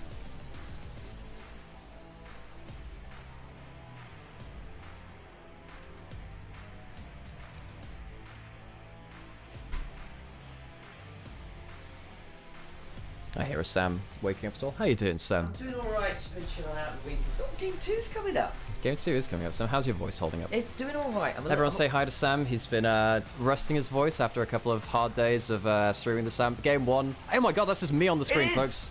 Guys, this is just me. With just some gold. Look, someone has actually photoshopped me onto that. Anyway, folks, we're having fun today. This game doesn't have many stakes except for seeding for the next split. Both these teams are already eliminated. We're going to game 2 in LNG's Suzhou Arena. That skybox is cool.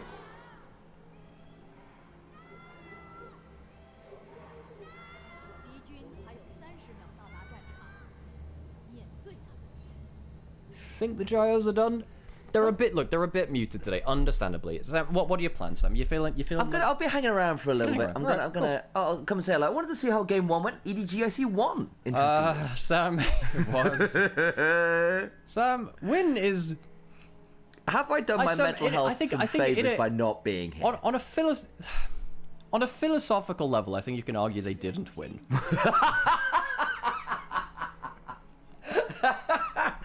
Nobody won that game. Okay. If I'm being fair, and I think this is fair. Nobody won. On a philosophical level, I think EDG were the last ones alive. Angel had a good game, and also I had a team fight call of all time, which was they had Javik. Yeah. Said, oh, Jace on one side, Victor on the other. There were some AO3 riders which are really liking this. Anyway, it's a later phase. Oh no. I had some problematic ones last night. Yeah. So we had the unfortunate issue of basically the enemy team being Dark Phoenix.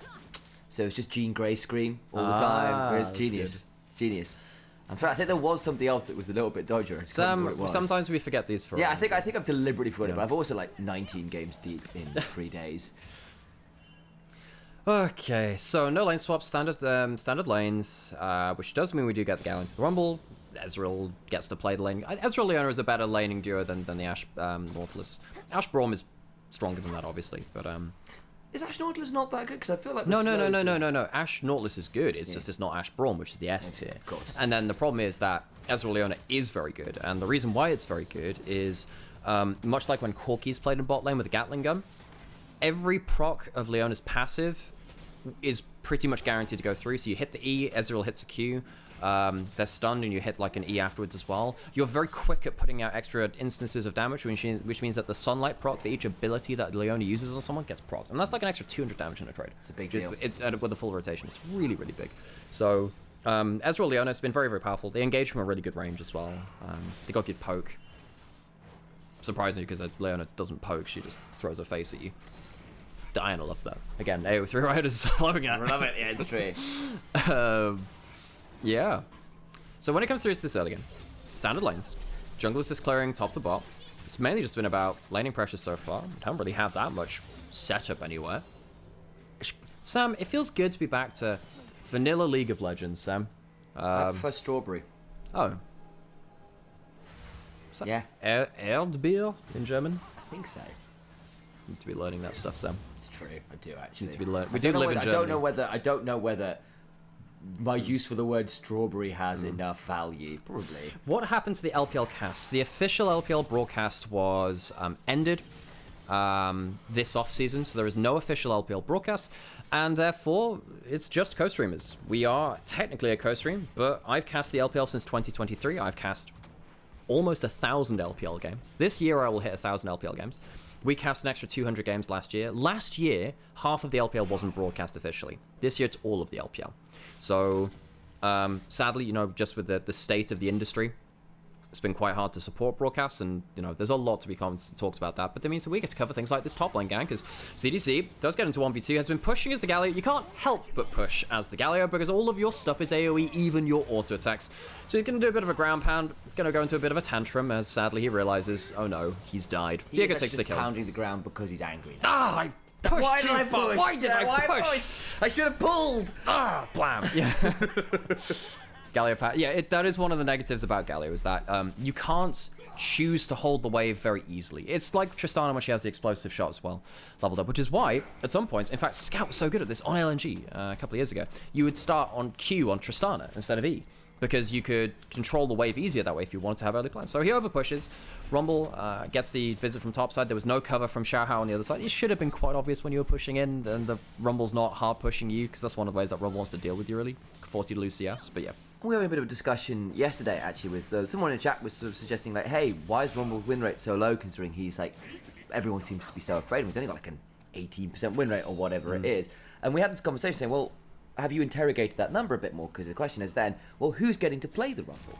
Is it your good teams, or is it actually teams saying, actually, I don't think you're going to be good enough to play Rumble, so even if we give it, it's not that scary. So it's the bad teams playing. And two, is it into Galio? Because often one of the things is if you give the Rumble if you have the Galio, because the Galio has been such a good answer into it. But I suppose if you're in this comp where Weiwei keeps bringing the Galio down, does that counter fall apart and the Rumble get more strong again? Rumble is banned a lot. Yes. If Rumble is let through the bans, you've probably taken, you've probably taken away some other stuff, either through Fearless from seeing those picks elsewhere. You know, for instance, there's no Rel in this game or stuff. They did get the Leona, but there's some stuff that's been taken away, which removes maybe the perfect situation for a Rumble, or even some of the better ones, right? All of these things go into it.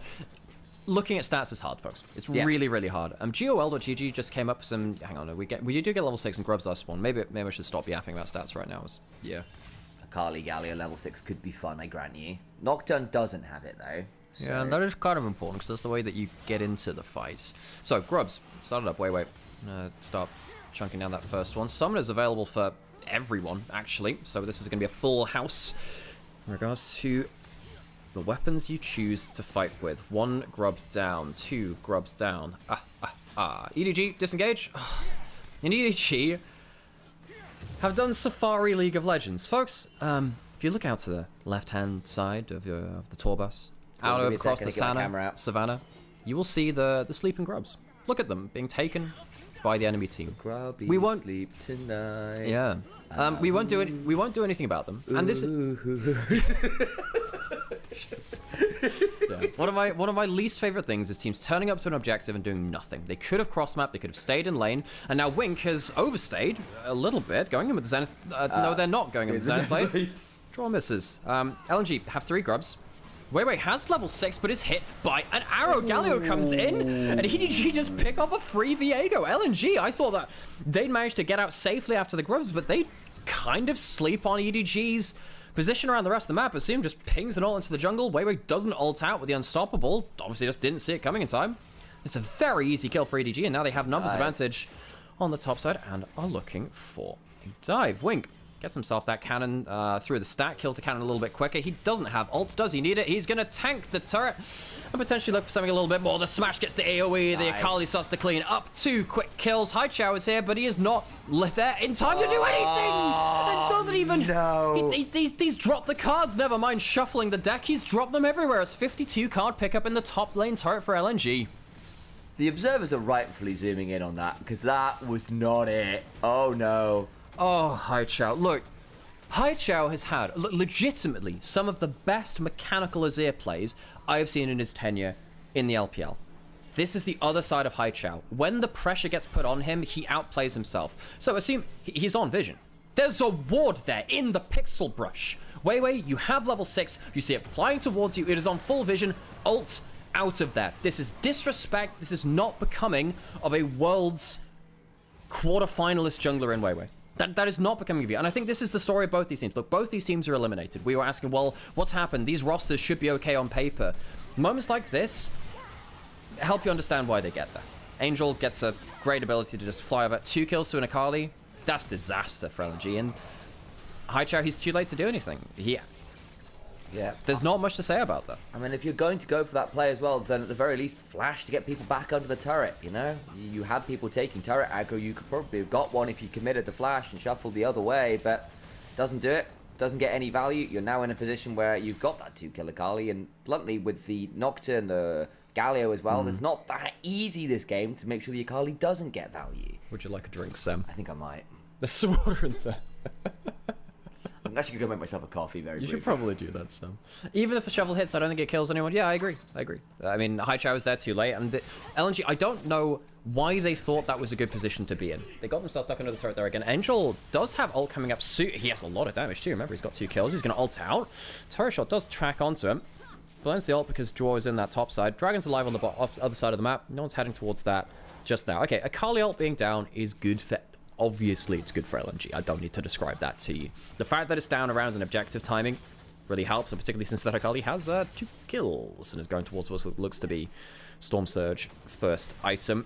There's no real tank on LNG. The Leona can be temporarily with the Aftershock and the W, the Eclipse, but Akali with against a majority magic damage enemy team, even Ezreal, about 1/3 of his damage when he's going for this build is magic damage. His everything but his Q is magic damage in his kit. Galio ult gets a lot of value that way. Angel is very powerful. Angel has a Galio ult to make sure he feels safe. Angel gets to go smash. That's important. Doesn't have the ult as we were just saying that. So that will be avoided for just a minute for LNG. Anything else interesting to talk about? Oh, Yuntal Wild Arrows for Asher. Yeah, Yuntal's starting to be built up by a lot of different AD carries. Not the Kraken Slayer or the Shiv first. Grubs have spawned. Xiahao has to walk away after not quite getting that perfect smite. Survived on 1 HP. So it's not going to be 6 Grubs for LNG. Galio's on the bot side. Has ult, has teleport. Don't think EDG really wants to fight this. They could have called him away and looked for... He would have to teleport then ult, which is a bit annoying. And if he wanted to use an ult, he'd have to walk away early. Just get the thing on the tower. The thing about Galio is really good at killing towers. He just never gets to hit them. This dude loses the grand majority of the laning matchups he's ever seen in League. And he's a very, very low range melee champion. But if he gets to use his passive on towers, especially if he has, I mean, you plus demolish. Yeah, well, you don't go demolish on Galio a lot of the time because he wants shield bash, and also he just doesn't get to hit towers. His passive is, look at this though, like 3 plays down already. Yes, and there will be some familiar in the game. Look how much damage his passive will do to the tower here. Yeah, it's got demolish. Oh, we do. I'm actually just completely wrong there. In that case, yeah. Okay, so a lot of the time you go shield bash on Galio. That's why it's at like 80% pick rate. That's a 2-level advantage for Haichao somehow, even with the kills. Oh, he hits. dear. Special more. Used ults back out. Angel, powerful though he is in terms of gold, down 2. That's not great. I hadn't been checking that enough. The XP advantages. I mean, I'll write it. I'll draw it on the screen for you. I mean, of course, we've got it's a level 9, level 8 on the other side, level 9 and level 10. Level down and cross both. That's very poor. The roams that have been coming out just mean you're not in lane getting as much farm. Because you are seeing they are down 10 to 20 CS in the lanes, even if the kills have gone over. It's only a 200 gold lead to this Akali. Yeah, that's quite worrying. Because if I see a game where an Akali's got 2 kills, Akali takes over that game. Especially, as you're saying, with a composition like this, which helps Akali do what she wants to do so well. As EDG is going to get a full bot lane turret. That's insane to me, actually. That's going to be first turret. It bloody well will be. Yeah, that's going to be a first turret to a Galio. Galio has the most gold in the game. That only happens when you've got like Chovy playing or something. This is not normal. Galio doesn't know what to do with this gold. He's never had an investment fund. He's never had an ISA or whatever it is. What an independent saving? Yeah, ISA, that's the one. He's never invested in bonds and stuff like that. He's just a statue, man. He's never had to pay taxes before. He's a sculpture, right? He's somewhere between a model and an art piece. He's doing fine, you know? He's just got into museums. Oh my god, Sam. Courtesy of Ezra, Sam, hang on. So, you know how art is often used as a way of money laundering? Yeah. Is Galio money laundering? Is Galio... Is Galio actually a financial genius? Maybe he's declared himself a statue, a sculpture, to avoid the higher Demacian tax rates. You've seen the Mage Seekers. They're bad. Wait until you see the IRS. That's why he and Lux are super tight, right? He's helping the Crown Guard sort out their finances. Yeah, no, you think that the Mage Seekers are bad. Wait until the taxmen from Demacia come for you, man. I've just genuinely never seen a Galio with like this much money compared to the game state. The IRS, Internal Revenue Sculptures. You know, it's what it is. It's Galio. Jeez, man. The thing is, if Galio gets this strong, he's going to be a real pain to deal with. Because, yes, I mean, Rumble and Azir, yeah, good at tank shredding as magic damage sources, but Galio is the anti-magic damage tank. And more importantly than that, if he gets towards... if he gets towards Unending Despair second item, he's got Hollow Radiance. Hollow Radiance already. He's going to have a bunch of mixed stats. He can stay in the fight that much longer, and it just makes the rest of the dive comp that much easier. Now, the problem is, you still would like, you'd want it on an Akali, well, not that it would matter when you lose half your HP to something like that. You really want the damage on, the gold on someone who can actually deal damage. I suppose with Ashe also having a big gold lead as well, worth noting. But yeah, ZDZ having the most gold in the game. I'm not used to talking about Galio with, like, gold. It's weird. And now Rumble has to cry a bit. And then, you know, that number about, oh, why is Rumble only on, like, a 70% win rate? You start to see why a little bit, because it's like, when is Rumble allowed? True.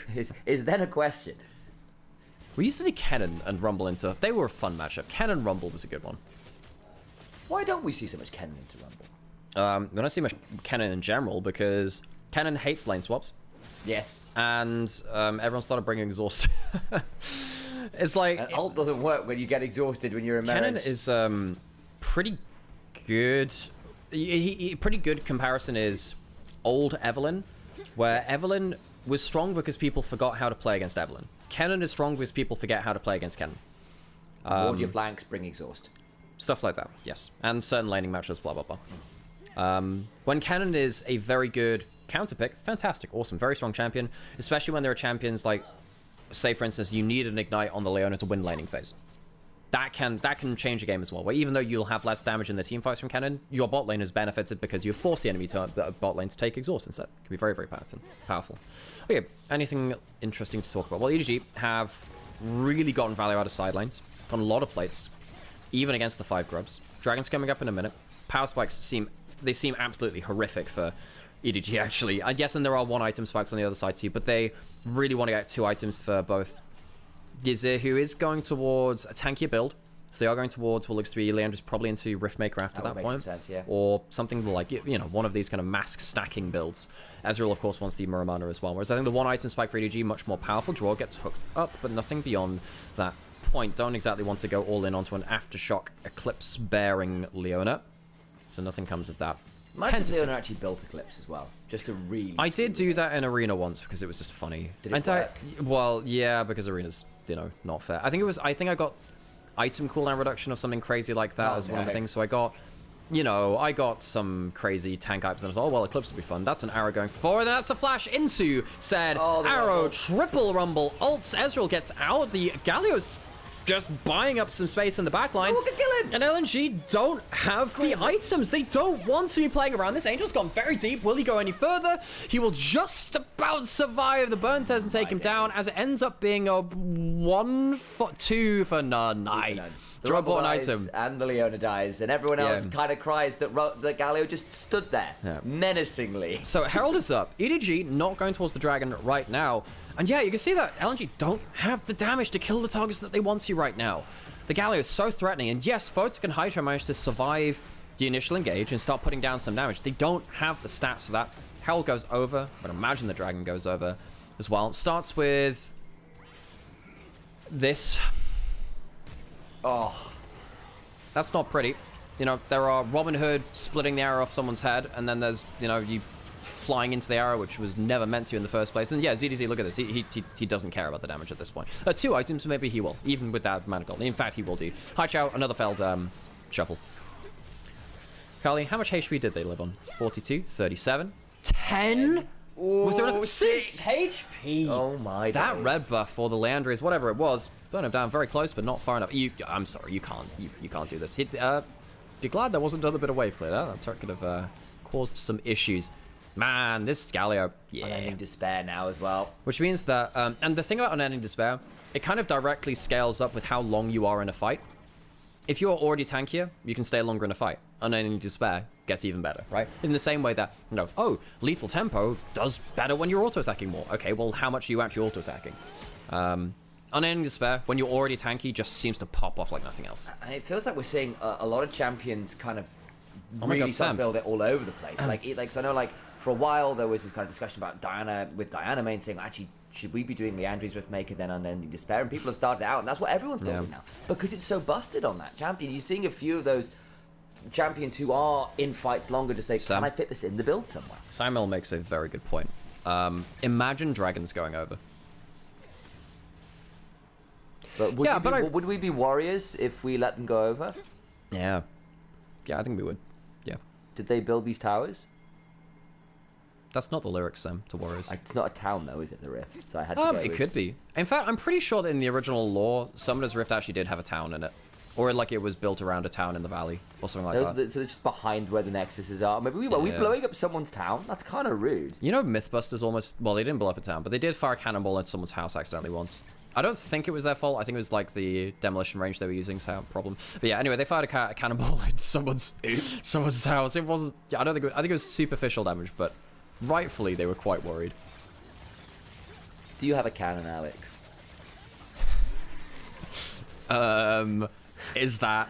I was going for the gun option, but I now realise there could be some ways to... Anyway, so Atacana spawned. Atacana spawned.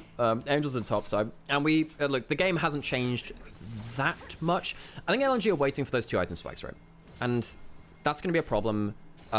because, you know, big objectives are coming up. They should be, they should get to 2 items fine. That's not going to be a problem. Question is, even with those 2 items, last game, big issues about coordination. Big issues about coordination. So, what changes in this game? You have good scaling. You have really good damage. You have the range advantage, and the enemy team are piling into you. If the Ezreal and the Azir can get a platform to fight off, yeah, they have the stats to do it. Last game, they had a similar situation. Photic and Haichao actually had pretty good situation in the draft to make the play. LNG as a team have not been coordinated enough. It's like watching a high school dance, you know, no one actually knows what to do with their feet. It's like someone's got an awkward DJ and there's some people awkwardly bopping, doing little fish, big fish, cardboard box. Like big fish, little fish. I know. See, already you got it wrong. Exactly. That's the point. See, I'm getting. The point is even better now. Wonderful, Sam. People are even doing the dance wrong. I cannot dance. Dancing is just not something I was born with. I'm too white to dance, Sam. The white boy dancing is very strong with me. It's a problem. Like I can sing, I can play guitar, I can do all these things, but don't ask me to. Yeah. Oh, we've got some desync on the audio, so I'm just gonna go refresh the page real quick, because that can be a bit of an issue. Oh, you can just click on here, right? Yeah, that's all. Cool, that helps an awful lot. And let's go change. Yeah, and the quality's up there already. Cool, that seems to have fixed it. I just heard, I'm like, that was kind of awkward. I was like, that Galio did not smash in the time window, I thought, and that's not an after image. Where's my Hulk Galio skin? Oh, that would be great. Galio smack. That'd be great. See? There are so... We already talked about Cassandra. Cassandra needs to be a thing. Give us Christmas Cassandra. That'd be fantastic. We've already got Iron Man Ezra with Pulsefire, right? So that's... Yeah, true. That's the... Yeah. Anyway, Atacana's been started up. Rumble's not at the fight. Does have 2 items. Okay, this is a 2-item fight for everyone, but the Ezreal, you don't have the 2-item Ezreal. That sucks. Because it's such a big power split. The Riftmakers, they very much help the Haichao and Zika. That extended damage from the mass stacking is important. Currently, EDG are also on the Atacana. The Shred comes through. The hook comes through. Not the best engage, but it is getting the job done. That's a very dangerous TP, and the Equalizer comes down. The damage is coming through from the Rumble, but the HP is gone. That's 1 kill already. Big shotgun blast from EDG as they use all of their ultimates for that play, but they do get the kill. Zika, well, really wish you could cancel teleports nowadays. That one did not help his team as much as he wanted to. Yeah, I know why he was coming on in. We all do. But it was unfortunate. The thing is, you saw for a moment there for EDG with the resists being shredded that it felt like there might have been an option, because they came out of that fight and they couldn't go back to Atacama because A lot of people are at a third HP lower after. This is a really important relay to watch through, because the big thing I'm watching for here is, okay, how long does the frontline survive at 2 items? Now the Ezreal doesn't have the 2 items, so that's a hook onto the Viego. Triple ultimate, that's pretty good. Ezreal gets some damage down, but I mean, look at this. I mean, there's the damage. The damage never really came through in the way I wanted to from LNG again, and that's a big problem, because if their carries can't get damage in a moment like that, when the frontline actually hasn't hit them that well with the ultimates, it doesn't get that much better than that. Zika goes in, the team's not there again. And I'm going to say, Zika has been left alone in the backline a lot of these fights. Yeah. Part of that has been his own angles. A lot of it has been the follow-up from LNG. In the pre-game interview, Joel was talking about how coordination had been an issue. We talked about that earlier too, saying, hey, yes, the draft's good. Where's your coordination? This is the problems that we were talking about. And, you know, the body thing in the backline, that time Zucker wasn't in the backline. He deliberately went to the front line with that teleport, and it was a good equalizer and stuff he got out of it, but it didn't lead to a one fight. It led to him dead. It led to no flash, no TP. And I lost to the dragon too. That's the sole point. Mate, I think you should rest your voice. I can hear your voice. Just give it. Look, you do what you're comfortable with. I just hear a little bit of the. No, what I need is I need a coffee and drink of water. Probably Sam, go do that then. I'm gonna do that. Yeah. You can do that, Sam. I might say goodbye first. Just save my voice because I gotta do this again tomorrow. Yeah. I do. That you do. Yeah, tomorrow I actually need you to do that because I'm not here for it. I have a coffee, Sam. Chat, would anyone chat like to? Yeah, chat, would you like a coffee? I can't do anything about it, but would you like one? Let me know. I want to know your hopes and dreams. I want to know your coffee order. I want to know if I was going to the cafe across the street, what you'd get. I want to know what Joel would do with a missing Zenith blade. He misses everything. Haichou goes forwards as well. Now he doesn't even have shuffle. Guys, are we okay there? EDG don't manage to capitalize that much. Assume misses the arrow. Atacon backs off. Oh, Haichou and Whoa, this has not been their day. They are just missing everything important.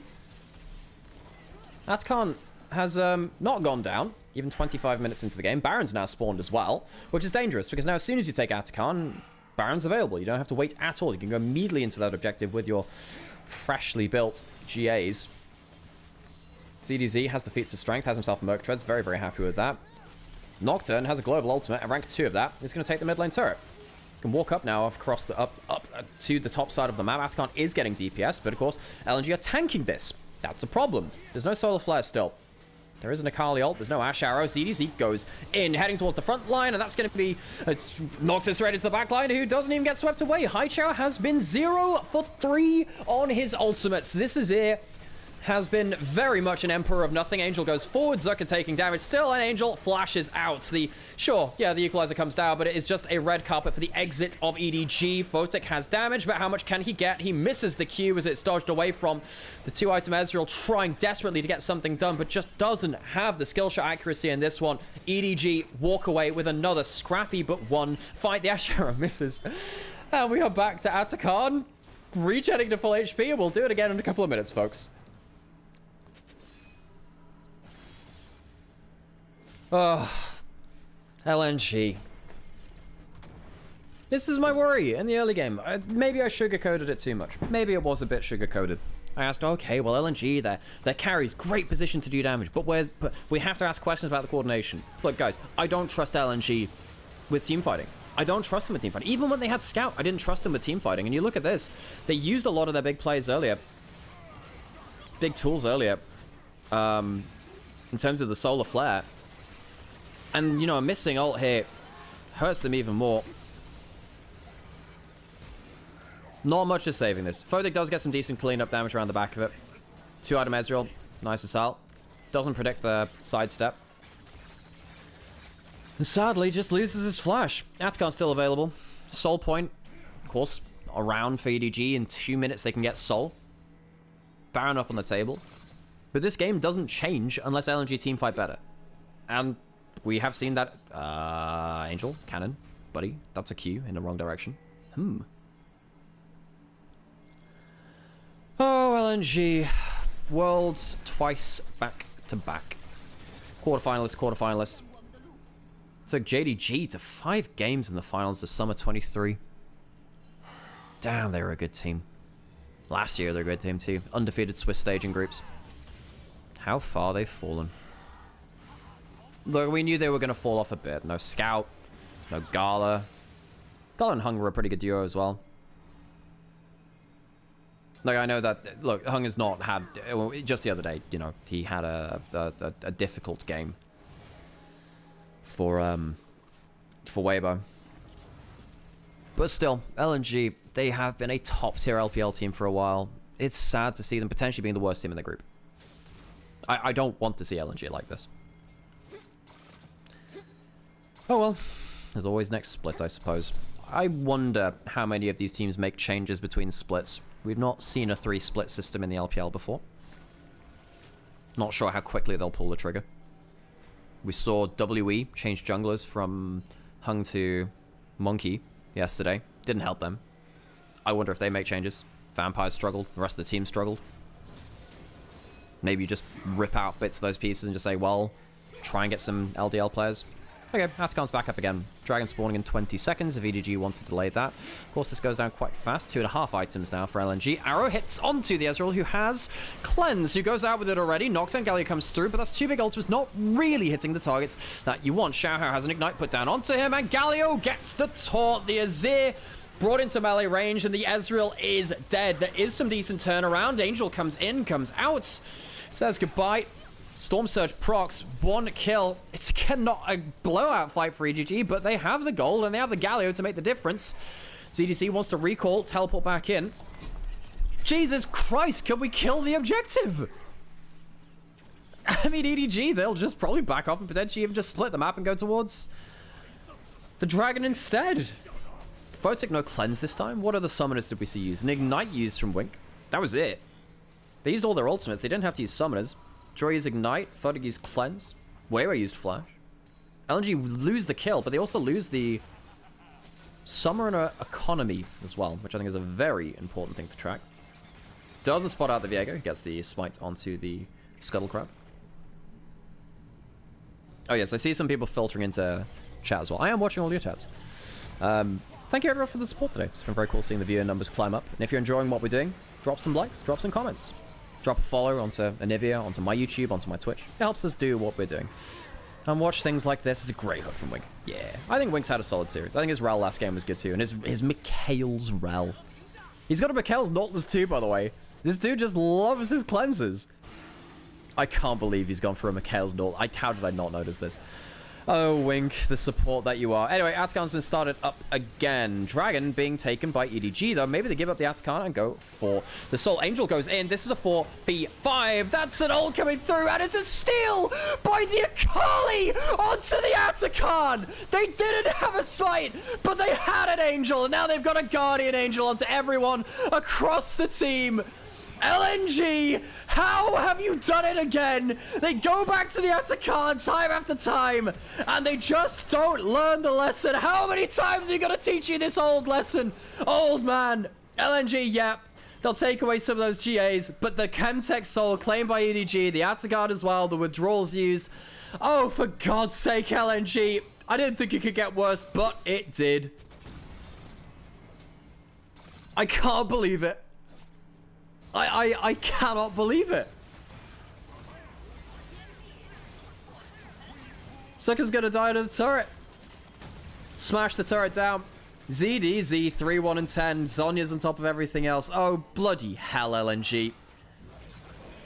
We were waxing poetic about how this team was so good for the last few years. Even if you only saw them at Worlds, they had something to be talked about. But regionally, they were something very special.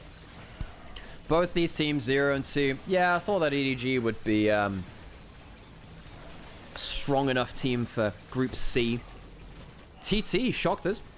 Thunderstruck twice for both LNG and versus EDG. That's the reason why both these teams are eliminated. Oh, the ult's in. The smite missed. Weiwei. Oh, he's had some good moments himself, hasn't he? But not this split. Zoom gets to walk up. Yeah, look, the fight is secondary. Folks, they lost the Soul on one side. They lost the Atakan to a frickin' Akali Q.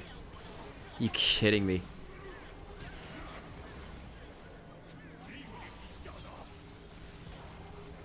And yeah, they take a bunch of the revives down. The, not the revives, the other thing. You know what it is. 10 stack Magi's for Angel. Yeah, that's a big point, by the way. If you die with Atakan's withdrawal, You don't lose stacks on Dark Steel. Hai Chao hit an ult. Oh, wow. Hai Chao hit an ult.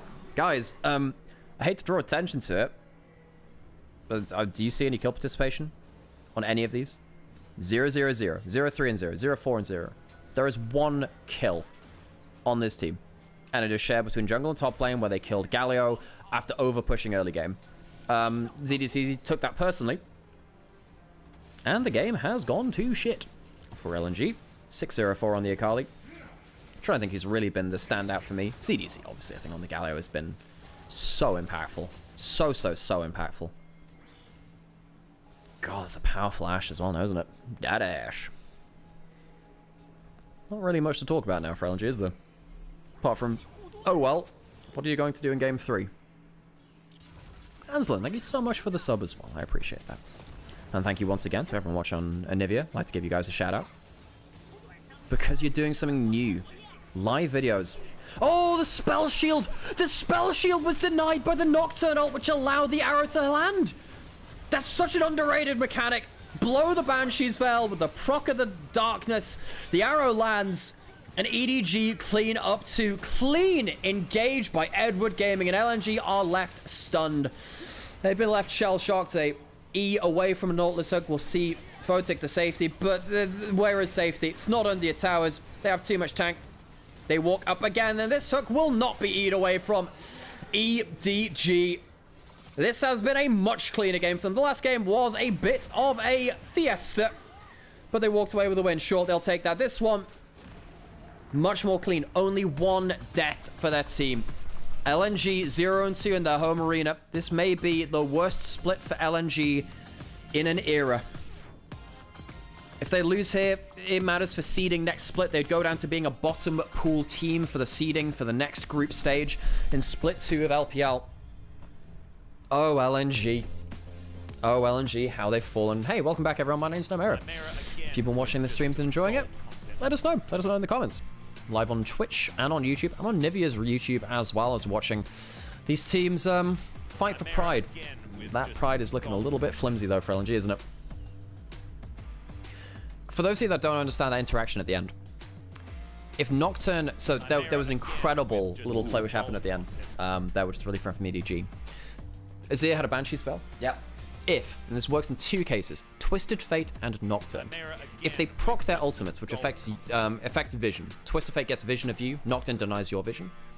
Banshee's Veil will stop that effect, but it blows the spell shield. Nocturne ult blows the Banshee's Veil, arrow hits a split second after. Fabulous. That's one of my favorite little bit of micro play. Look, it's not the most important player of the game. It's not.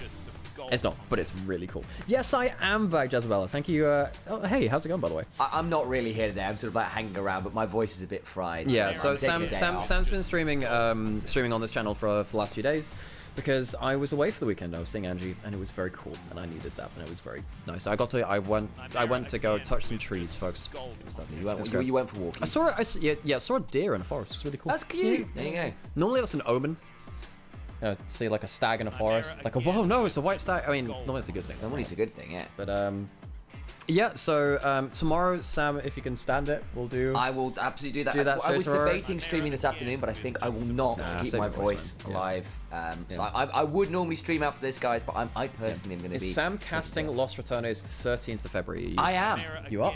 I am on for the 13th of February. In fact, I just got those dates confirmed yesterday, so you will see me on the Lost Returnes. If you enjoy what we're doing, we are, of course, on other broadcasts. Of course, we've been doing LPL for now. This will be our 2nd year doing it together on this stream. Yep. I've been doing it a year more than that because I was on the LPL in 23 as well. We were on the LEC and the NLC in 2022. We did the LJL in 2020 and 21, as well as a bunch of other stuff. And now currently, he's doing NLC with I Will Dominate and Cageral teams in the NLC. You know, I leave for a couple of years, they're like, oh, let's make the league interesting again. And you know where the finals are happening?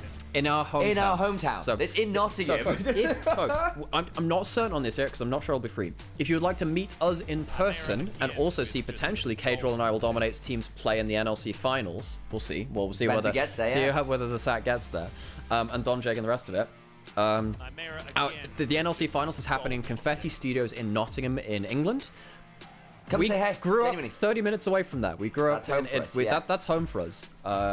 So if you'd like to come meet us in person, there's a good chance we'll be there. Yeah. There'll also be the world champion photographer there.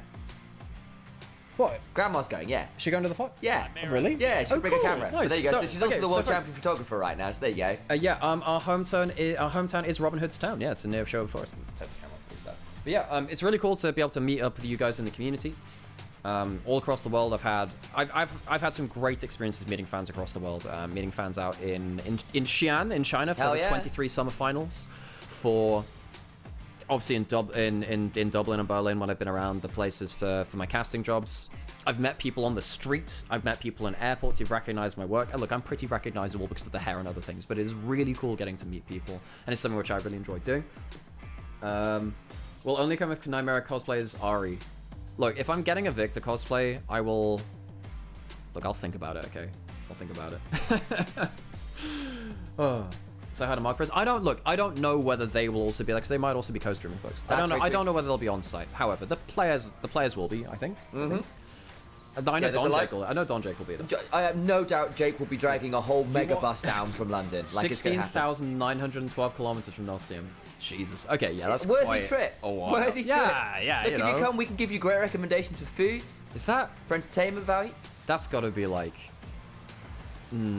Is that like Australia, Singapore, New Zealand? Also, it's got to be a while away. Did I see Mecca and dropped another monstrous sub bomb? Yeah, we have like I think we have record subs now. I think. Holy moly, dude! Yeah, Mecca has been bankrolling us for a while, folks. Man, patron of the guys, arts. why did LNG choose to fight Atakan? So, in this game, Atakan was fought over, I think, 5 times, 4 or 5 times. LNG kept going there, and they kept losing the fight, but not badly enough to like lose the Atakan. So EDG just did it again. It's like, hey, do you want to see us lose Atakan? Do you want to see us do it again? Oh no. Oh man. All right, I'm gonna love you and leave you guys. Pleasure seeing you. Hello to Onivia's chat again. Lovely to see you all out there. Thank you for coming and joining. It's been really good fun to have you out there. And again, Mecca, you ridiculous person. Say thank you to Mecca if you got a sub from him. There's quite a lot of you This now. is the LPL stream funded by Mecca Fanboy. Oh, LNG. This is one of the most absurd Atakan fights I've ever seen. This is not normal. You should not be going back to the objective to do stuff like this. It's not okay. Yeah, Cagel's left the EU. He's in London now. I don't know, man. What can I say? I cannot believe this. Oh, it's the regen. It's the regen in combat. Oh, no. I didn't even recognize that at the time.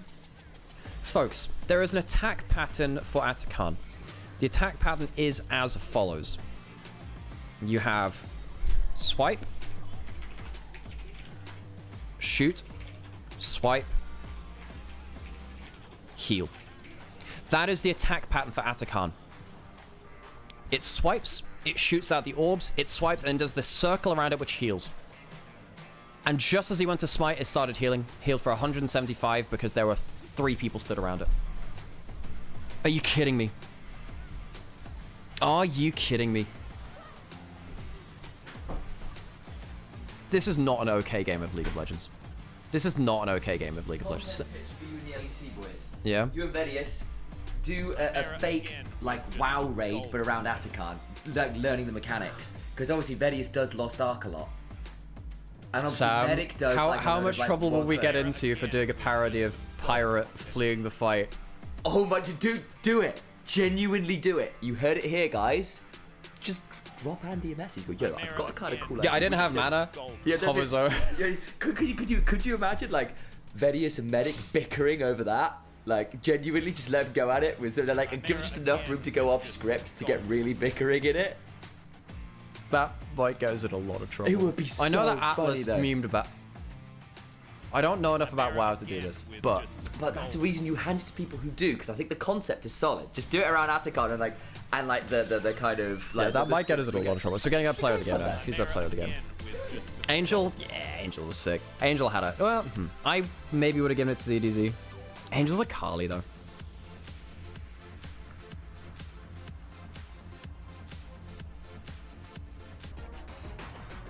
Oh, that would be so funny, though. Yeah, cool stuff.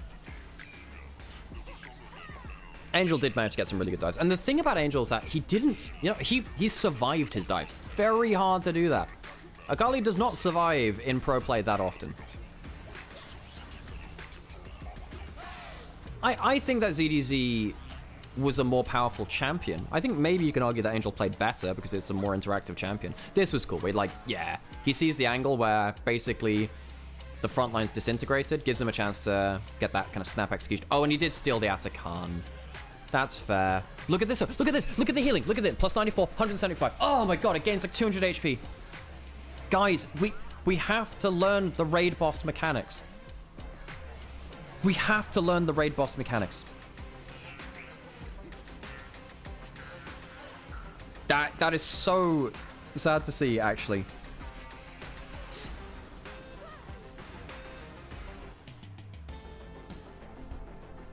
Oh my god. Yeah, the Atakan steal is actually kind of clutch. That is actually insane.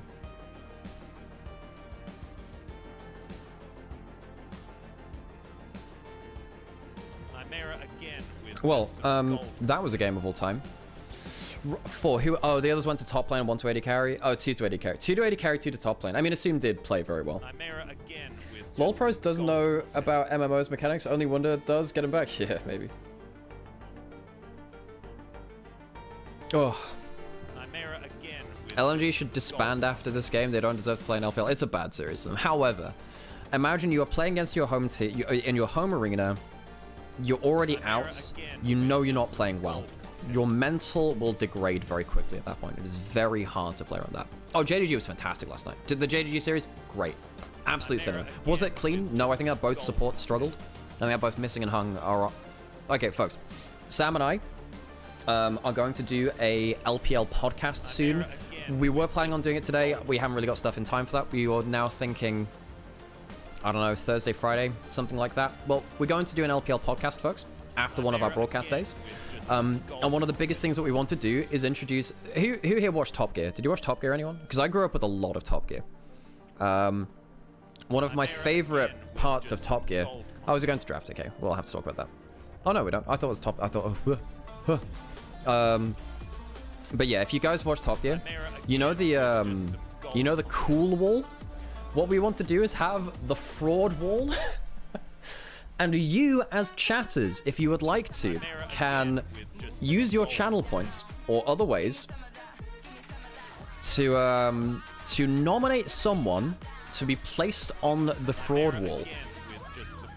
So what you can do is you can spend 25,000 points. Look, we'll make an arbitrary number. You can spend an arbitrary amount of points. And we'll probably only do 3 per stream, maybe more like that.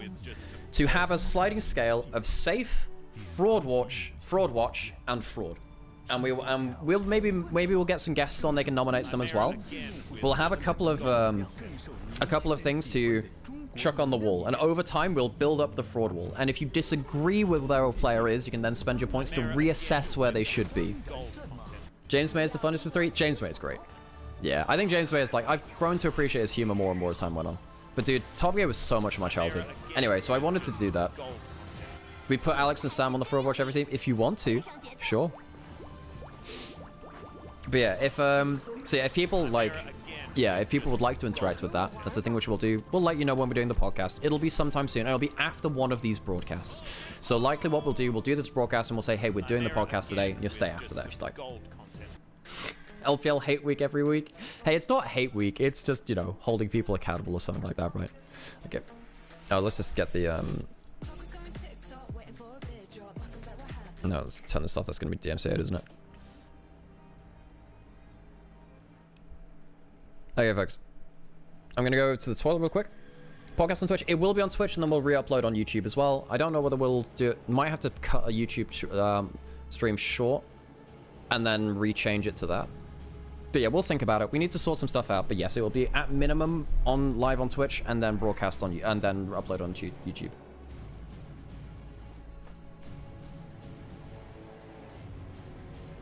I think also James May also had a near-death experience on the show as well. So that changed things quite a lot for them.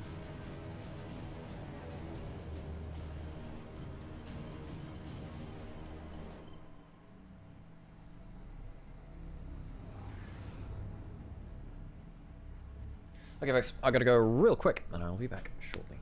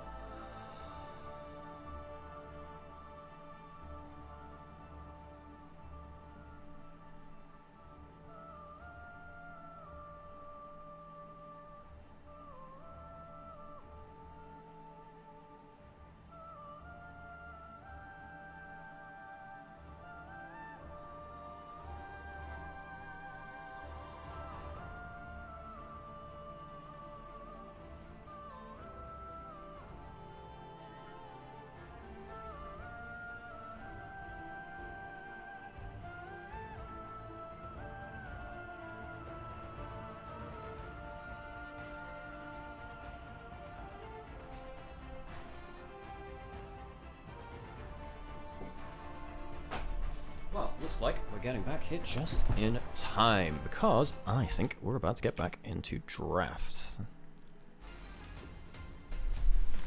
There we are. Cool. I love it when I'm right about things, folks.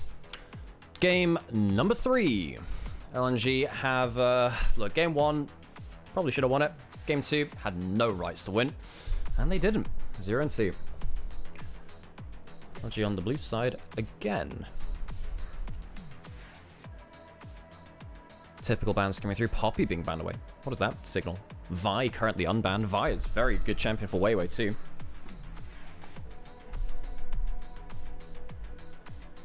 So, does that change anything?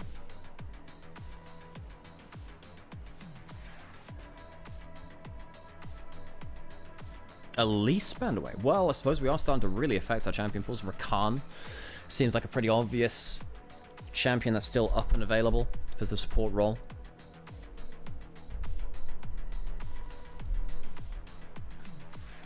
And the Vi is banned. I think with the Poppy being banned, that was quite an obvious kind of telegraphed champion to take away. Cassante is up and is first picked. That is a game changer. That champion can do so much on his own. So, we haven't seen lane swaps so far. Ambessa, okay into the chase. Tends to lose out a little bit in the 1v1. tends to get a little bit more value later into the game. I don't like seeing a lot of teams play the Nidalee. I think that would be a... Look, I'd rather see Zyra. If you're going to play an AP jungle, play the Zyra. And they do. Cool. Thank you, EDG. You listened to my advice. Nice. Much more easy to play around. Very good tank killing from the jungle role as well, which means you have a way to deal with the K'Sante, even without locking in, you know, other picks. Yeah, Aurora is a good pick if you can, if you want to play towards backline dive, I suppose. Pantheon. Now, one of the cool things about Weiwei, playing stuff like the Pantheon, my favorite games of Weiwei have been Poppy Jungle, some of his Vi games. Xin Zhao is very good too, but the Pantheon fits into this, what I like to call gremlin junglers. Hit level 3, they are full build, quote unquote, and they just run at you. They've achieved what they want to in the game, they have all of their regular abilities, and they just run at you. Weiwei's always been very good at this kind of style play. Now, you do need to be very strong at that against Zyra, who will get so much from what that is. That headset is not making you look very good with your hair, mate. That's an unfortunate set of headset hair. Oh well. Hey, who am I to know? Maybe he just doesn't care. If you don't care about your hair, you know what? That's a great thing. I like having the confidence of not having to worry about that stuff. Anyway, just getting sidetracked. Alistair locked in. Strong front line. Allows you to deal with the Pantheon in multiple ways too, actually. Because if the Pantheon goes in for a W, headbutt or pulverize, either of them will cancel. Makes it harder for the Pantheon to get value against that particular champion. It's easier to cancel than, say, a Rakan landing a clutch W is, because your ultimate doesn't cancel the movement of the Pantheon stun. Shield Vault. Setting up to be pretty good for Xiaohao, Angel, and Assume. I mean, could potentially even be Ambassador into the Aurora, I suppose, but should be into the top lane, really. But it's setting up for the carries to be much more safe from EDG. It's hard to be safe, though, against Pantheon Aurora. Grand Starfall, Between Worlds. Very easy to change the direction of a fight. Suddenly you've got to pay attention to this flanking Pantheon. Aurora coming over a wall as well. Using the W, using the ult. You can't block the ultimate either. It's not like someone can block the skill shot for you. That ultimate is definitely going to land on you. EDG banning away the Rakan of the Jinx. Jinx would have been quite scary. I wonder if Jhin is good here for LNG now. I think Jin's starting to raise in priority at this point, especially when you're playing towards some divey comps like this too. The Jin's actually banned away by LNG. Would have been good for either team. Jhin, Alistair, pretty good laning phase. What do you do now as this scene? No MF, no Ezreal. Corki's gone. Kallista's gone. You want something long range. Could go Sivir, I suppose. Talia for Angel is one of his better picks. I don't mind that for mid lane. Mid lane is okay. Angel has enough champions. You're giving over another... Now, in this case, look, I understand counterpicking AD carry for laning phase and a bunch of other things. But there are so few AD carries left that do what you want to do, I feel. Could be an issue. So the Caitlyn, that would have been okay. I mean, Caitlyn else is not a good combo. No, you wouldn't want to pick that. Alex, what are you talking about? Things which can lane against a Caitlyn looks... now that's a problem. What can you do to lane against that? Jin's gone. That would have been great. Now, Jhin. Assume is a Kai'Sa. Look, everyone in the LPL is a Kai'Sa player. You will get slaughtered in lane if you play 2v2, though. You must lane swap if this happens. And then the problem is, you are lane swapping against a Pantheon who is very good at forcing issues. And Caitlyn Lux will just shred your towers. Risky. I think this is our first lane swap game of the series. But this is one of the problems when you start to run out of picks. 2 AD carries banned in the second round. 3 even the Jinx. And then the Kalista as well. So 4 on the bans. Another 1, 2, 3, 4, 5. Because the Corki was in mid lane as well. So 9 AD carry bans at this point. And then the Caitlyn too. Technically 10. But the Caitlyn was less relevant to them.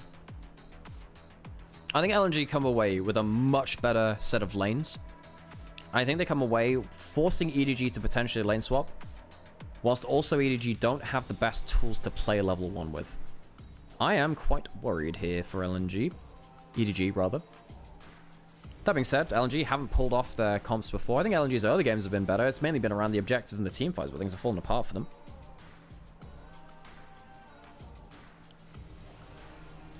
LNG fall off very hard if it doesn't work early.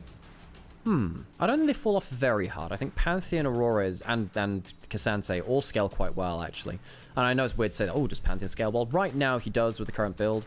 Feels like if you played Pantheon well, his E into late game is absurdly good, and his ultimate gives you side lane ability. He has good level 3, very good level 3.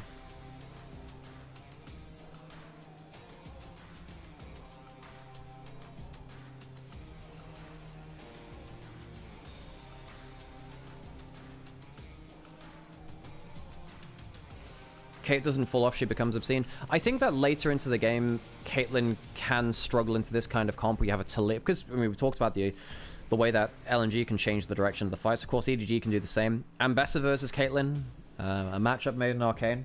Shout out to Mel, making it a 2v1. But if Ambessa ever hits ult on Caitlyn, things go badly wrong. Anyway, we're on to the Rift. There are some Gyos, potentially. See what we got.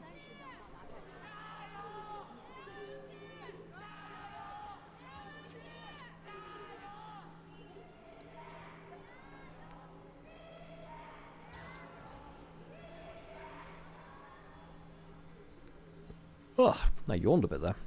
It's been a long weekend for me, folks. Not because of the gameplay. The gameplay has been riveting. It's been questionable, but it's been riveting. I enjoy this stuff. What I was going to say, though, is LNG pushing in like that with, of course, potential of a W start from Pantheon leading into pretty much an instant kill from the Lux route coming after that point. They walk up, they put wards down, and they force EDG to give up this bot side jungle quadrant and their pressure.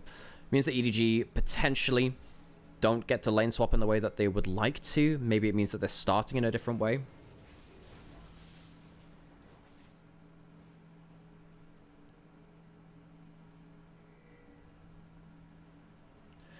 So, ZDZ spotted around topside, but as has Wink. So LNG know the lane swap is coming, and they can't really maneuver at this point now. It's going to be hard push into those lanes. Hi, Chow. This is a thing which you can do in lane swaps. Yeah, top laners can sometimes soak a bit of XP from mid lane, especially if you don't do very well in level 1 in lane swap. Ambessa, if you get to level 2, is somewhat safe in a lane swap in terms of a dive, right? Because you got to get your WEE, which gives you extra damage, extra mobility. See that photo control, building up a slow crash dive. ZDZ. Almost got to level 2 off of soaking XP.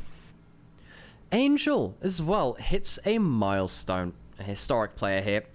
Sometimes hard to forget. Hard to remember that because he's not always been at the top of things, but a world finalist back in 2020 on Suning. Weird time in LoL esports because it was during the COVID era.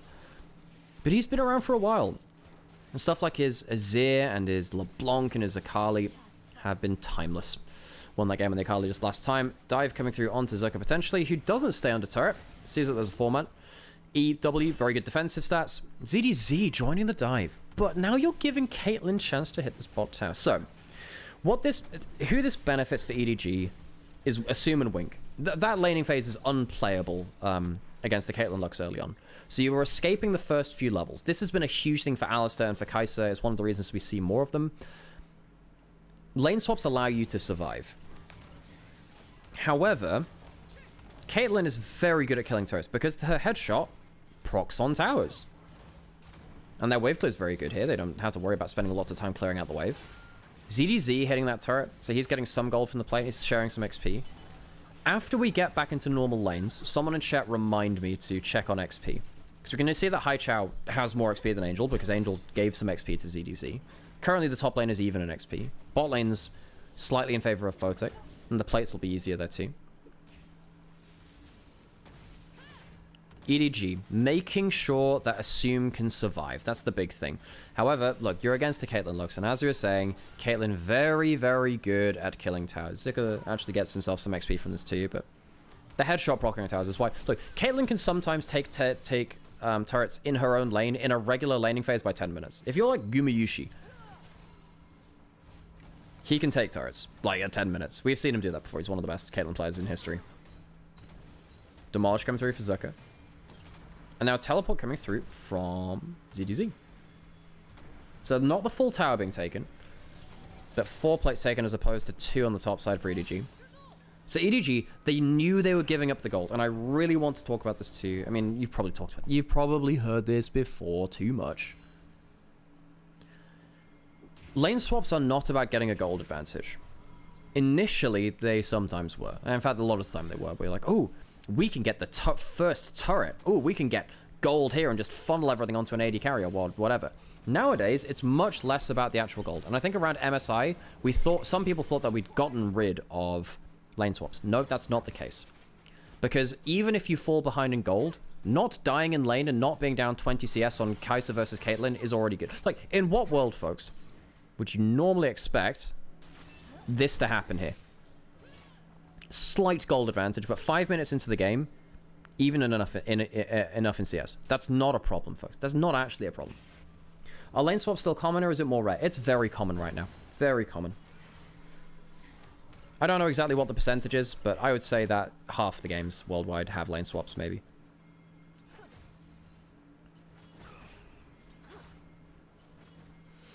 Zika level 3, you don't have teammates up here. First Blood's still yet to happen. Level 5 on the Zyra, and Zyra has the Fated Ashes too, and the Comet.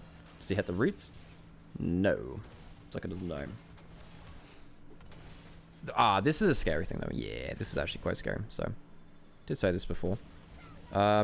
This can become a bit of a problem, because when you're in lane swaps, junglers want to spend as little time taking camps as possible and to be on the map. Zyra is so much better than that than Pantheon. Zyra will also be able to take the Krugs very, very quickly. Not Krugs, Grubs. Very, very quickly on the top side of the map. Do you like how I'm drawing on the map, by the way? I like how I'm drawing on the map. I think I'm a great artist. What do you think I should draw, chat? Should I become, like, impressionist? Maybe I'm going to start drawing just really incomprehensible warped faces like the profile pictures from Disco Elysium, which is a great game. If you've never played Disco Elysium, do it. Fantastic game. Cubism. Yeah, I can do cubism. How do I do a cube? We got like You just do like one square. You do then like another square, and then you'd like do Oh my god, I'm so good at this. Look at that cube. Oh my god, we actually have another top. We have WE's top laner. We've created a cube. Welcome to the cube. I'm so good at drawing. Anyway, I'll stop. I'm sorry. I'll stop it. I'm sorry. And people aren't even complaining. I'm just afraid that people will complain. Because I'm a considerate fellow. Oh, what else is there to talk about? I appreciate you're here for League of Legends. Sometimes it's hard to talk about the League of Legends when teams are struggling, though. And keep my brain switched on all like that. Sometimes hard. We have the Collector coming in first from Caitlyn. Caitlyn's changed as a champion quite a lot ever since she started building Collector first. She actually doesn't fall off at 2 items now. She's very good at 2 items. She doesn't have that same mid-game trough as much as she used to. She used to have it much harder, rather. So she's still not the best mid-game champion. Your laning phase is so good, and your late game is fantastic, but the mid-game is still worse. But it's not nearly as bad as it was. I was like, oh, you hit like 1 item. Okay, that's the end of your power spike. Now you got to wait until 3, 4. Kai'Sa. Oh, I was actually wondering whether there was going to be a combo in from Wink there. In fact, there is. Not much more than that, though. This is a point. Yes, you can see right here, if you look down on the bottom left-hand corner, Kai'Sa doesn't have the Q evolve just yet. That's important. Is going towards Yuntal Wild Arrows first. So we're not going to see the Shiv, not going to see the Kraken Slayer. It's going to be Yuntal.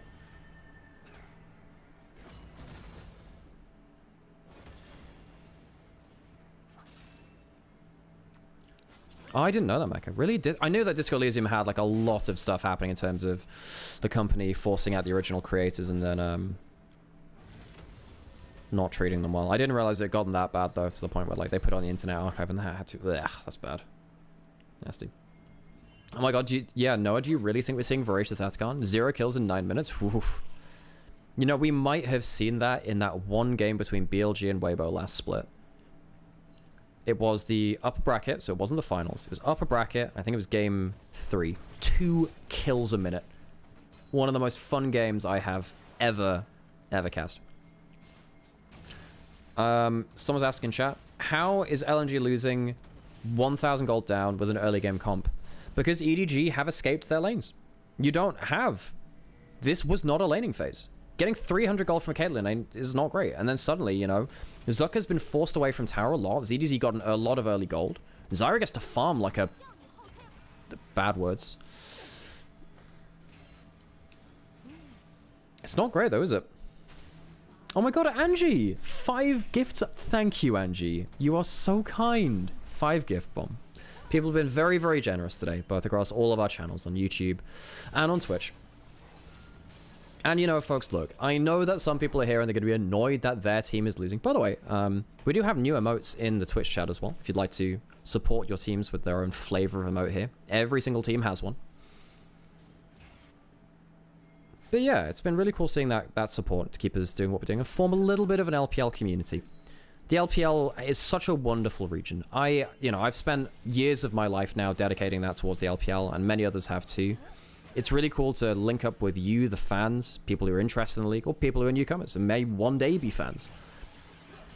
To get to tell a bit of the story about these players that, you know, there are so many different people here. Photo Control, the V5 bot lane. Yeah, down on hard times, but people definitely have respect for them from that time. People want to see if they can recapture that again. They've yet to for a while, but that's fun to see. Hai Chao, up-and-coming mid laner. Chao V, as people have known him. And I know that LNG is 0 and 2 in both series and in this series as well. Weiwei, Zika, the remaining members of the LNG era, which got them to Worlds twice. The EDG can get themselves 5 groups. LNG not able to finish off more than that. But on the other side, you know, Xiaohao. This guy, for me, I thought he was going to be the next great jungler in the LPL. After his split in LGD. They went winless, I think, for 7 series. They went 0 and 7, but he looked so good during it.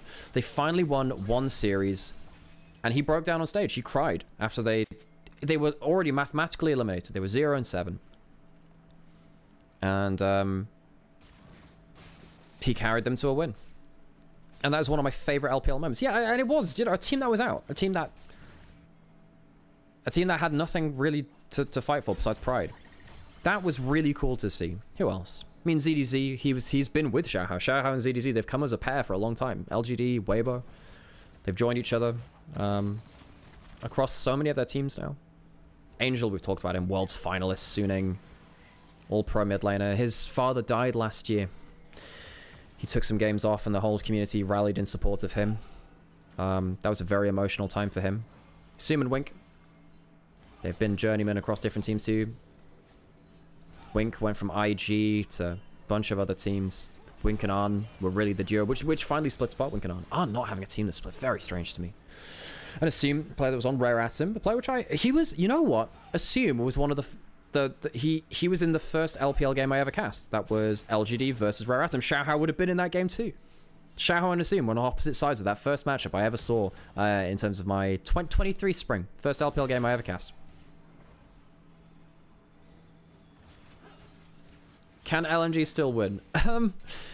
The game or the series? Isn't that a question? The gold lead? Yeah, falling away from them right now. Not great. Dragon's been put into the place. Look, we'll start getting more serious now because ZDZ has got a serious angle. Ambessa on the flank, but in fog of war. Zika finds him. Just looking to see if they could, recreate a little bit of arcane violence. Ambessa versus her student, Caitlyn. Taught her about the power of sacrifice. Weiwei stuck against the wall, uses the E, and then immunes a ton of damage. Weiwei's Pantheon. I've been impressed with it when you've shown it before. That was a good one there. Yes, Mecha brings up a good point. Yes, when Angel took a week or 2 break to travel to funerals last year, everyone was hovering over Kayle, the Angel in League of Legends, for him. And I love those little bits of the community. It's really cool getting to, you know, experience these moments, even if they are sad moments, because it feels like you're part of it sometimes, you know. And look, folks, this game doesn't have stakes, does it? For the actual seeding of the, for the actual qualification of the group. For the seeding, yes, it does. Winner of this will go 3rd, loser will go 4th. Neither of them can get out of this group. TT and BLG will make it out of Group C, in case you hadn't wrote that one. This is a fantastic empowered E. Well, not empowered E, just the regular E. This is why Pantheon can sometimes be absolute. Oh, Angel throws his E the other way. Actually, you know what? Given that he wasn't going to take damage. Wait, no, he would have stunned him. Okay, I actually didn't check that. Well, Angel, we just talked about the whole community rallying around you. Then you go and do that. Thanks, buddy. 5 grubs for EDG. What can they do with that? Yuntal built up by Assume. Assume with the pickaxe now will have his Q upgrade. With the Doran's Blade on top of it. You actually do need Doran's Blade to get a lot of your upgrades. People forget about that. Both teams are so tentative around objectives. Yeah, they really are. Yeah, they are. Well, they've been burned by them so much. Burned once, twice shy. Not talking about top lane. Second grub spawning. Herald, rather, not grubs. They've already been taken by the rest of the... Alex. Dragon apiece. Wei smites away the scuttle. That will last over the spawn of the Herald. Ult into mid lane. Gets onto a seam and forces the cleanse. No real follow-up beyond this point. Caitlyn will help there. Remember, they do have a collector. Good damage there. Dodging out of that ult. Seam really doesn't want to flash, does he? He ults first. And ults into W range all the same. Oh, Seam. Not sure about me, but he makes an ass out of himself. First death of the game. First blood. 15 minutes in. It was a long one waiting for that. And LNG get themselves onto the board. EDG. It's survived the early game really, really well. They helped that Kai'Sa survive, in fact. Kill goes over the Wei. Did say that his Pantheon is something which really fits into his wheelhouse. It is exactly the kind of champion he likes to play. The Gremlin champions. Hit level 3, do something fun. I think it's pretty fun getting first blood. I think it's fun getting first blood. I don't think it's very fun giving up first blood. It's not my favorite thing. Yeah, that was first blood, folks. Yeah. However, one thing I'll say, folks, a lot of people have asked over time, you know, how do you cast a boring game of League of Legends? And this qualifies, it does. I'm sorry, it qualifies. Look, there might be a friend around Harold. I like casting boring games because it means that me as a caster, I can make it enjoyable for you at times. Hopefully the gameplay will get a bit more. And as we're grouping up here, probably getting towards that point too. Wei does have flash, does have the empowered ability. Haichao is also on the flank. Does he get seen? No. Yeah, now he does. I like casting some of these games because, you know, some of my favorite casting moments ever have been Monty and Doa in the old OGN games or LCK games. Casting Jin-Air and just having fun. Storytime jokes. Letting people in their community into a bit of an in-joke, you know. Hi, Shelly. You okay there, buddy? You know, buddy? Same, Shelly. Sometimes I just want to slam my head against the wall. Ow. Don't do that yourselves, guys. Why did I do that? What? I just hit my head at... What? What? I don't know what. Okay, whatever. Herald's not dying. ZDG couldn't hold position. Angel throws an ult out. The trap line has been pretty good. A Q lands. But Joao didn't really feel like he could sit an ult as well afterwards. Has to take a step backwards. Delays the CC. As that Xiaohao gets out alive. Herald goes over to LNG, so it won't be a 5 grub Herald charge by EDG. Why did I hit my head? Why did I do that? The things that I let League of Legends do was... You know, one of my favorite casting moments was when there was a huge pause when they had the bootleg stream. You know when there was that time when OGN and SpoTV were both doing LCK? So you had to have some games which were outside of the arena. There was that one with huge delays when Monty started showing his socks to chat because they had nothing better to do. So he started showing them their socks and having a chat with Twitch chat about socks. That is the level of pause content I want to find myself in. If it gets really bad, I bring out the guitar. Play songs on request. I started up a music TikTok recently. I say it's anonymous. It's not anonymous now because I've just told you about it. But I have played guitar basically since I've been old enough to hold one. But I never know what to do with music, so I thought, hey, let's put it out there anonymously. See what happens. Don't care about the views. I care about views way too much. I think every content creator does, because it's our livelihood, right? Dragon spawning in 20 seconds. Caitlyn starting to siege downstairs. That's cool. First tower course 1 to LNG. EDG have taken 1, 2-1 now, right though. Gold still very even. But as someone in YouTube chat on Anivia's channel said very rightfully, this is an early game comp from LNG in a lot of ways. Yes, I do think that Pantheon scales better than some people do, but you are against a Zyra. Bot lane, Caitlyn, Lux, yes, have great value. But they are not going to be Kai'Sa or Alistar for the entire game. You get to play the game in very different, less risk-averse ways. Dragon getting gunned down. ZDZ on vision on the flank. Trap line not completely set up. That's Wink going onto the combo against the wall. Was wondering whether they have to pop ult for free there. Gets a combo into them. Not going to get that much either. Loses a bit of HP. Ah, Caitlyn spies out the Kai'Sa. Takes some HP off of them. This is one of the most underrated things about Caitlyn. If you see someone out of position, just take a chunk out of the HP. Especially when you've got level 11 with a collector. Nice amount of stuff. Damage comes through. Play Wonderwall. I can play Wonderwall if you'd like. Herald goes into mid lane as what I like to call a counterweight. Atakan spawns. ZDZ still not... Oh my god. Neither of these teams know how to play around an objective. Weiwei goes and forces the issue instead. Flash away from ZDZ as the Grand Starfall comes through. Weiwei got himself... he got the blue smite. That's where the move speed increase came from. The Gust Walker. Gust Walker. As, it's the sequel to the Hell Walker. You know, cousins of the Doomslayer. As opposed to, you know, there's Walker Texas Rengar as well. We like to walk places here. Dragon walking out of the pit, walking back into it. Mountain Dragon, of course. We'll give those extra stats. Angel gets a bit of a wall down, but doesn't do much. Anyway, here's Weaver's wall. Strums on the guitar a little bit. And no one's asking for an encore, but Wink once more. It's a dead Caitlyn. And Bessa and Alistair put Caitlyn in the dirt. How's that for Arcane? Dragon goes down, and EDG find an objective fight, which works for them. LNG, slow objective fights have not worked for them this series, and it will be the Atakan started up. Zyra can take this one pretty nicely. And LNG, it's another failed objective setup.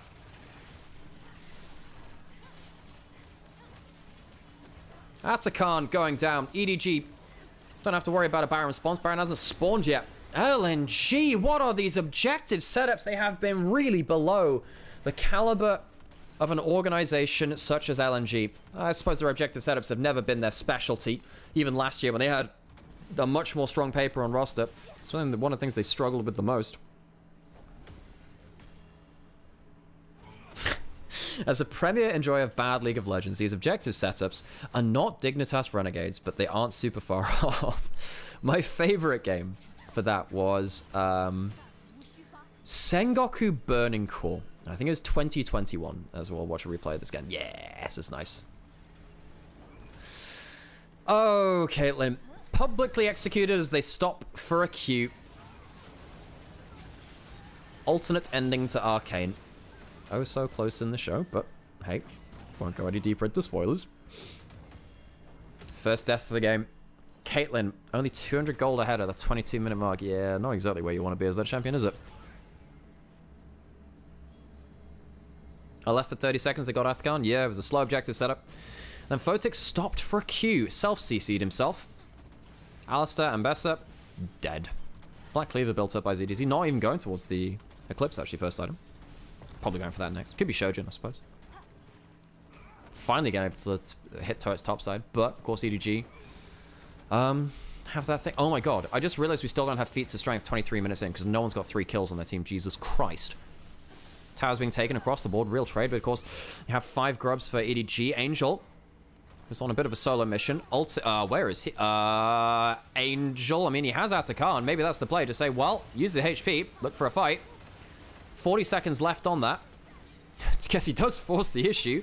Teleport back in. Wink has ult, pops it early. They still have 30 seconds on the G. And Ambesso wants to make good use of it. Zika pulls him back and he will get the withdrawal. Haichao will get some kills. Remember, folks, you do withdraw, but you still give over 200 gold per takedown. And some XP as well. It will be a full team. Not quite ace. Full team withdrawal. As EDG go back to their base plate. They did make use of the Atakan, but... not great use of it. Guys, I do think you should be using it fairly liberally, but not for nothing. And you'll notice, folks, there's still no feats of strength because they don't count as kills. They don't count as kills. There's still 1 kill apiece. Ah, yeah. Ah, wow. Well, this was decent. This is a good flash reaction from Draw. But Angel going on a solo mission, I mean, yeah, you wouldn't expect it to lead that, but he has got a GA. Flies into turret range. Probably didn't pop off exactly where he wanted to. If he popped off the other side of it, maybe it works better. Take the turret shot, but, well, whatever.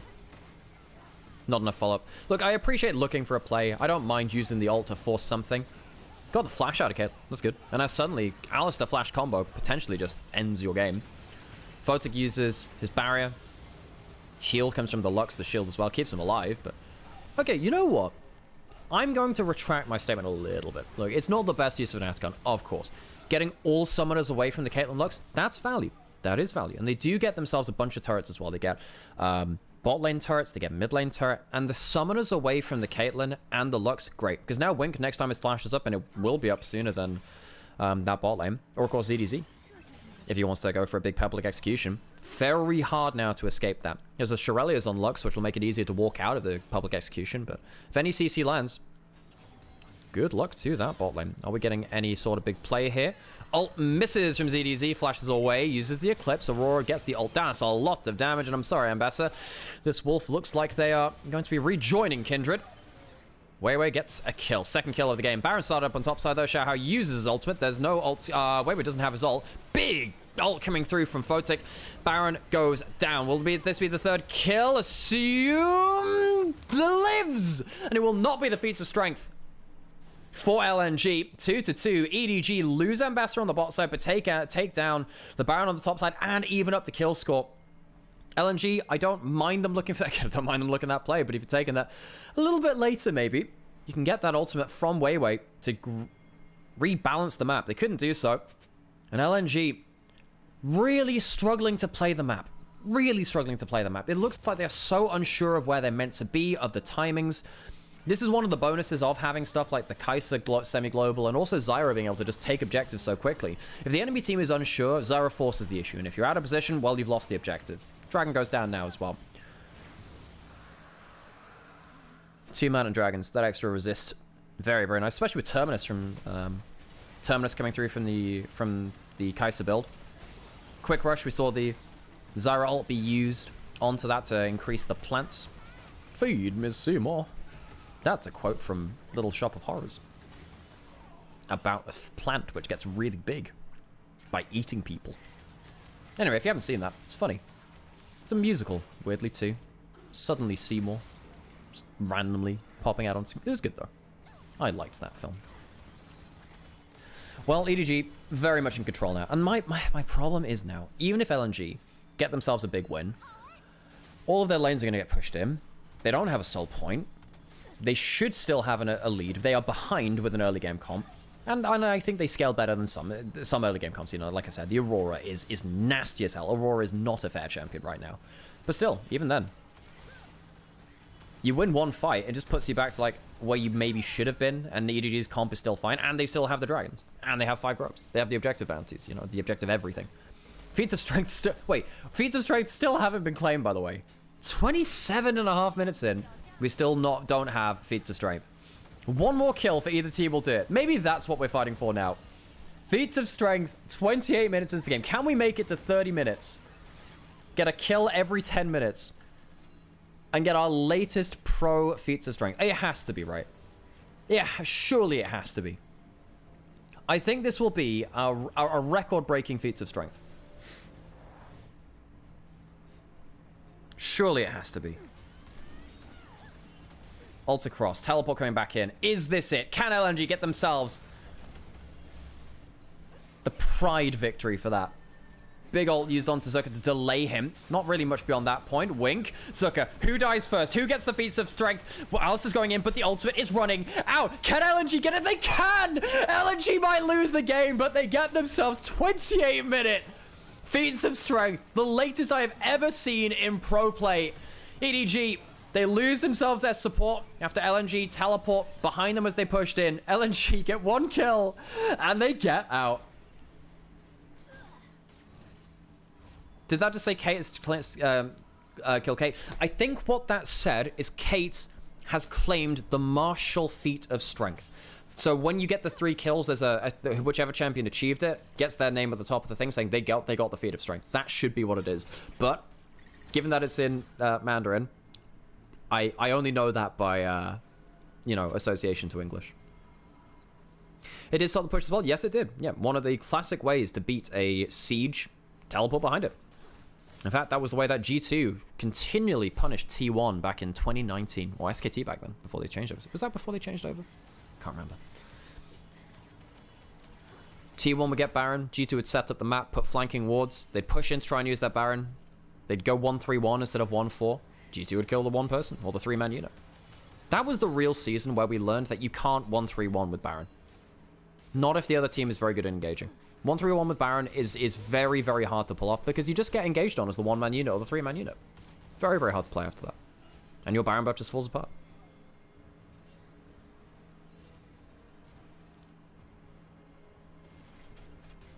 Any Kai'Sa players in chat?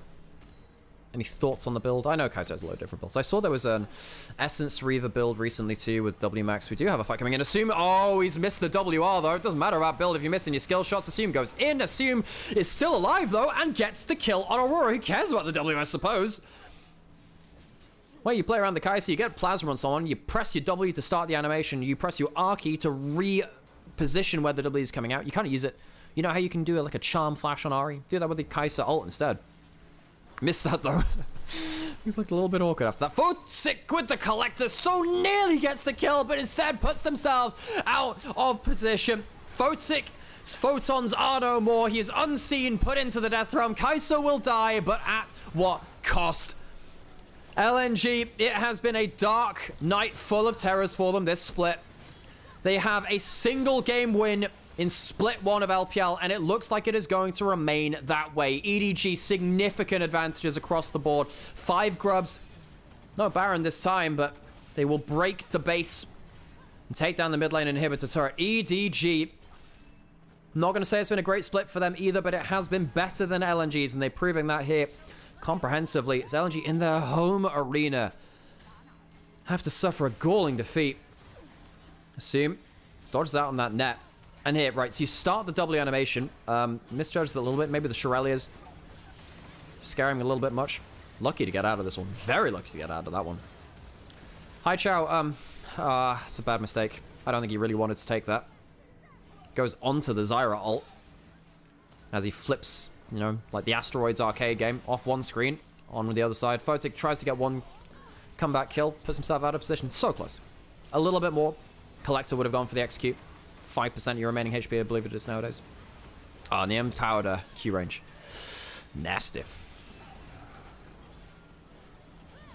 Okay, back out onto the map. Mountain Soul for EDG has been claimed. Baron up. You got a level 17 Zyra.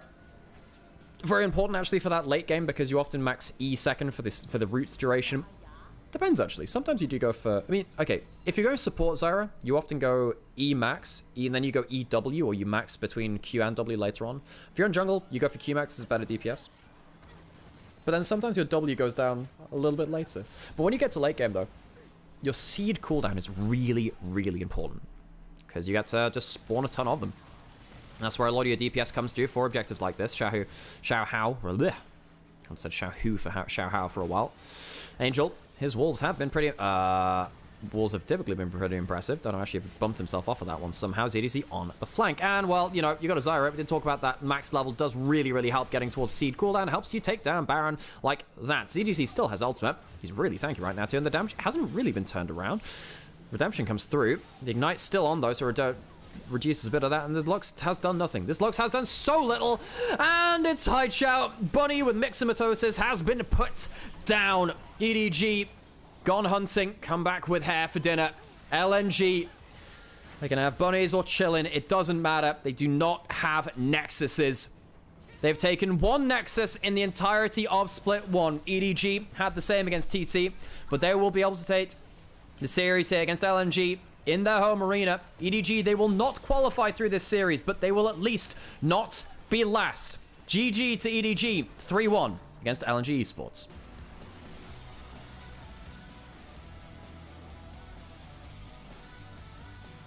Cageral opening Pokemon more riveting than LNG.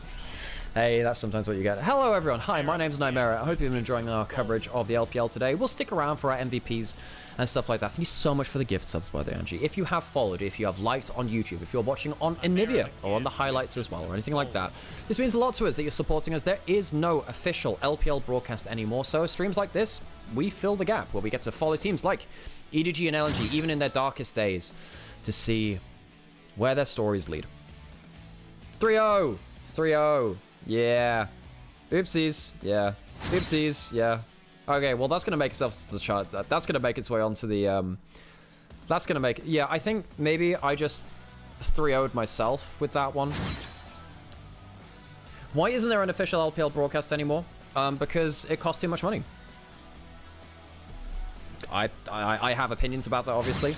I think it's a mistake not to have an official broadcast. I think it's really cool to have an official LPL broadcast and a hub for LPL community.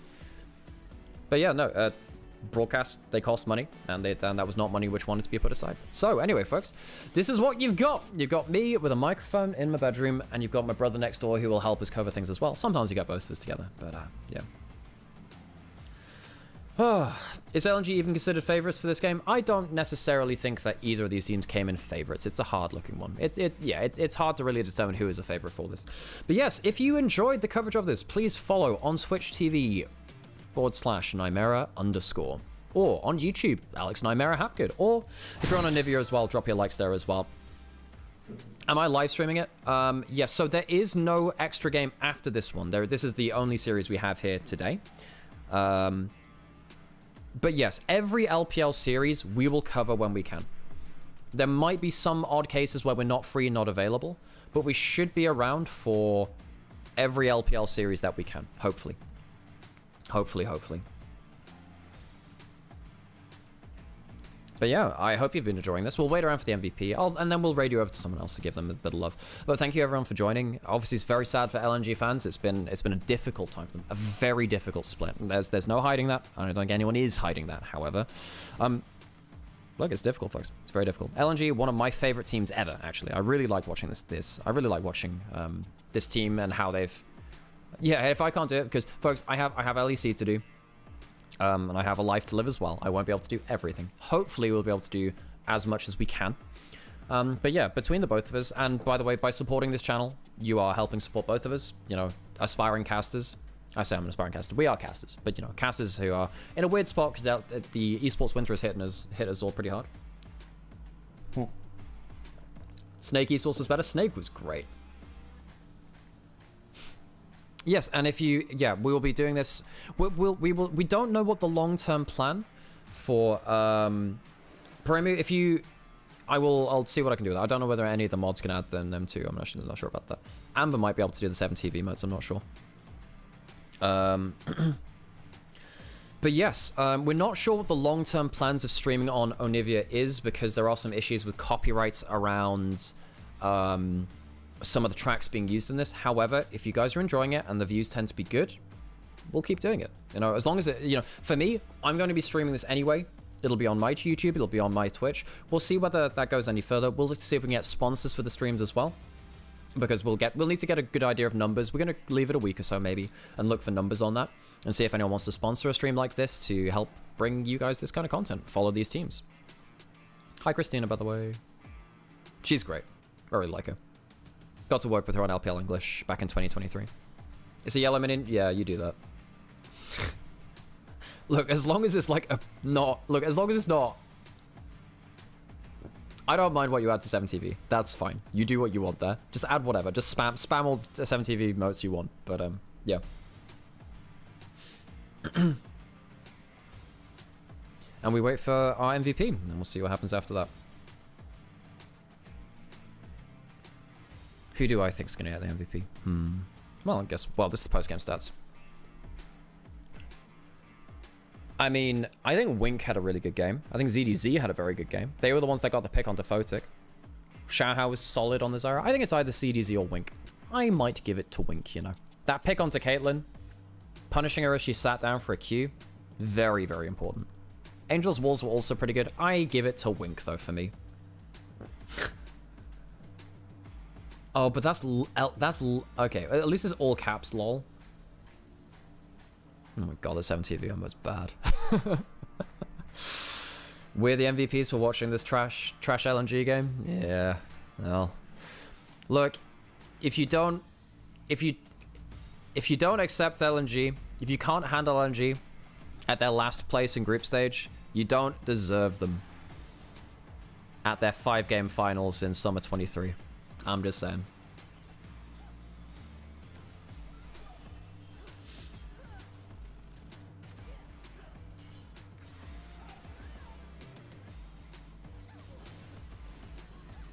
this was the combo which broke the game, really. Because this went into Dragon, it went into Atakan. Poor objective setup again from LNG. Poor objective setup again.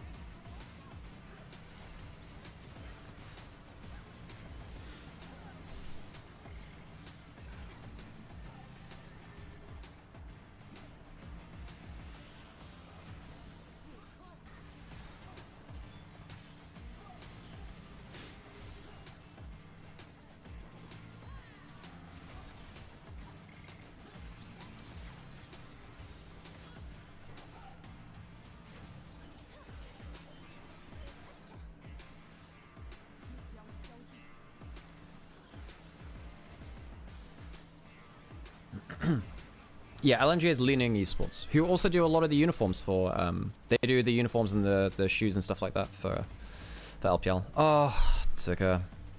The guy's great. I really like this top laner. But when LNG have sucked before, he has looked good. Yeah.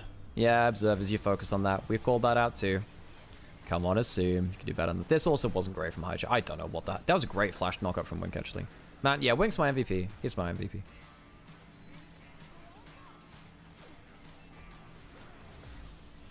Roast for Angie. I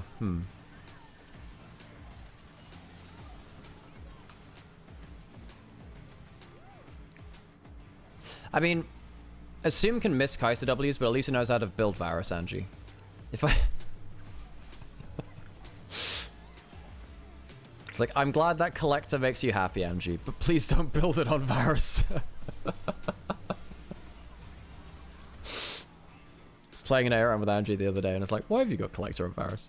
I think actually I might have been the issue there though, because I think at some point the comment was like, oh, is this okay to build? And I was like, ah, it'll be fine. And I think I just didn't. I think I yeah. Okay, we'll wait for the MVP and then we'll send you over to someone else. Thanks everyone for joining today. Haven't followed the LPL offseason much. What were the expectations for LNG signings? I think they really went down after Scout left. Obviously, Scout had a lot of drama last year between LNG and EDG. Obviously, wait, we should have mentioned that as well, because Scout's contract from EDG to LNG was strange. Skincare routine for Nymaera. Look, I stay inside. When I go outside, I use sun cream. I went on Roaccutane as a teenager to get rid of acne, and that was really painful for like 18 months, but it was really good after. And that's it. Rest of it's, I'm sorry, luck. It's luck. Yeah, Thailand is very... Yeah, sun cream and I noticed there's a lot of skincare adverts in Thailand. Alright, who's our MVP? For me, it's Wink. Who did they vote for? And Berser. Alright, sure. It was one of the two. He was my second pick. I want to see what the votes were, though.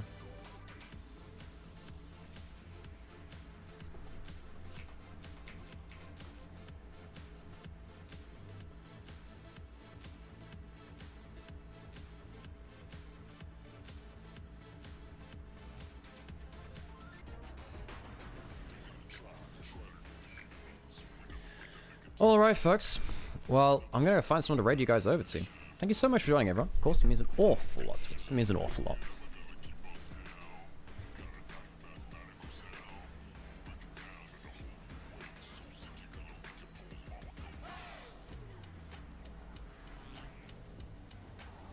Hey, Quickshot's live. Okay, I'm going to send you guys over to... wait, Quickshot's playing KCD? Nice. Okay, I'm going to send you guys over to Quickshot, because I've been raiding him a little bit recently as well. Say hi from me. Thanks everyone for joining. If you're watching YouTube, it means an awful lot. If you're watching on Nivea,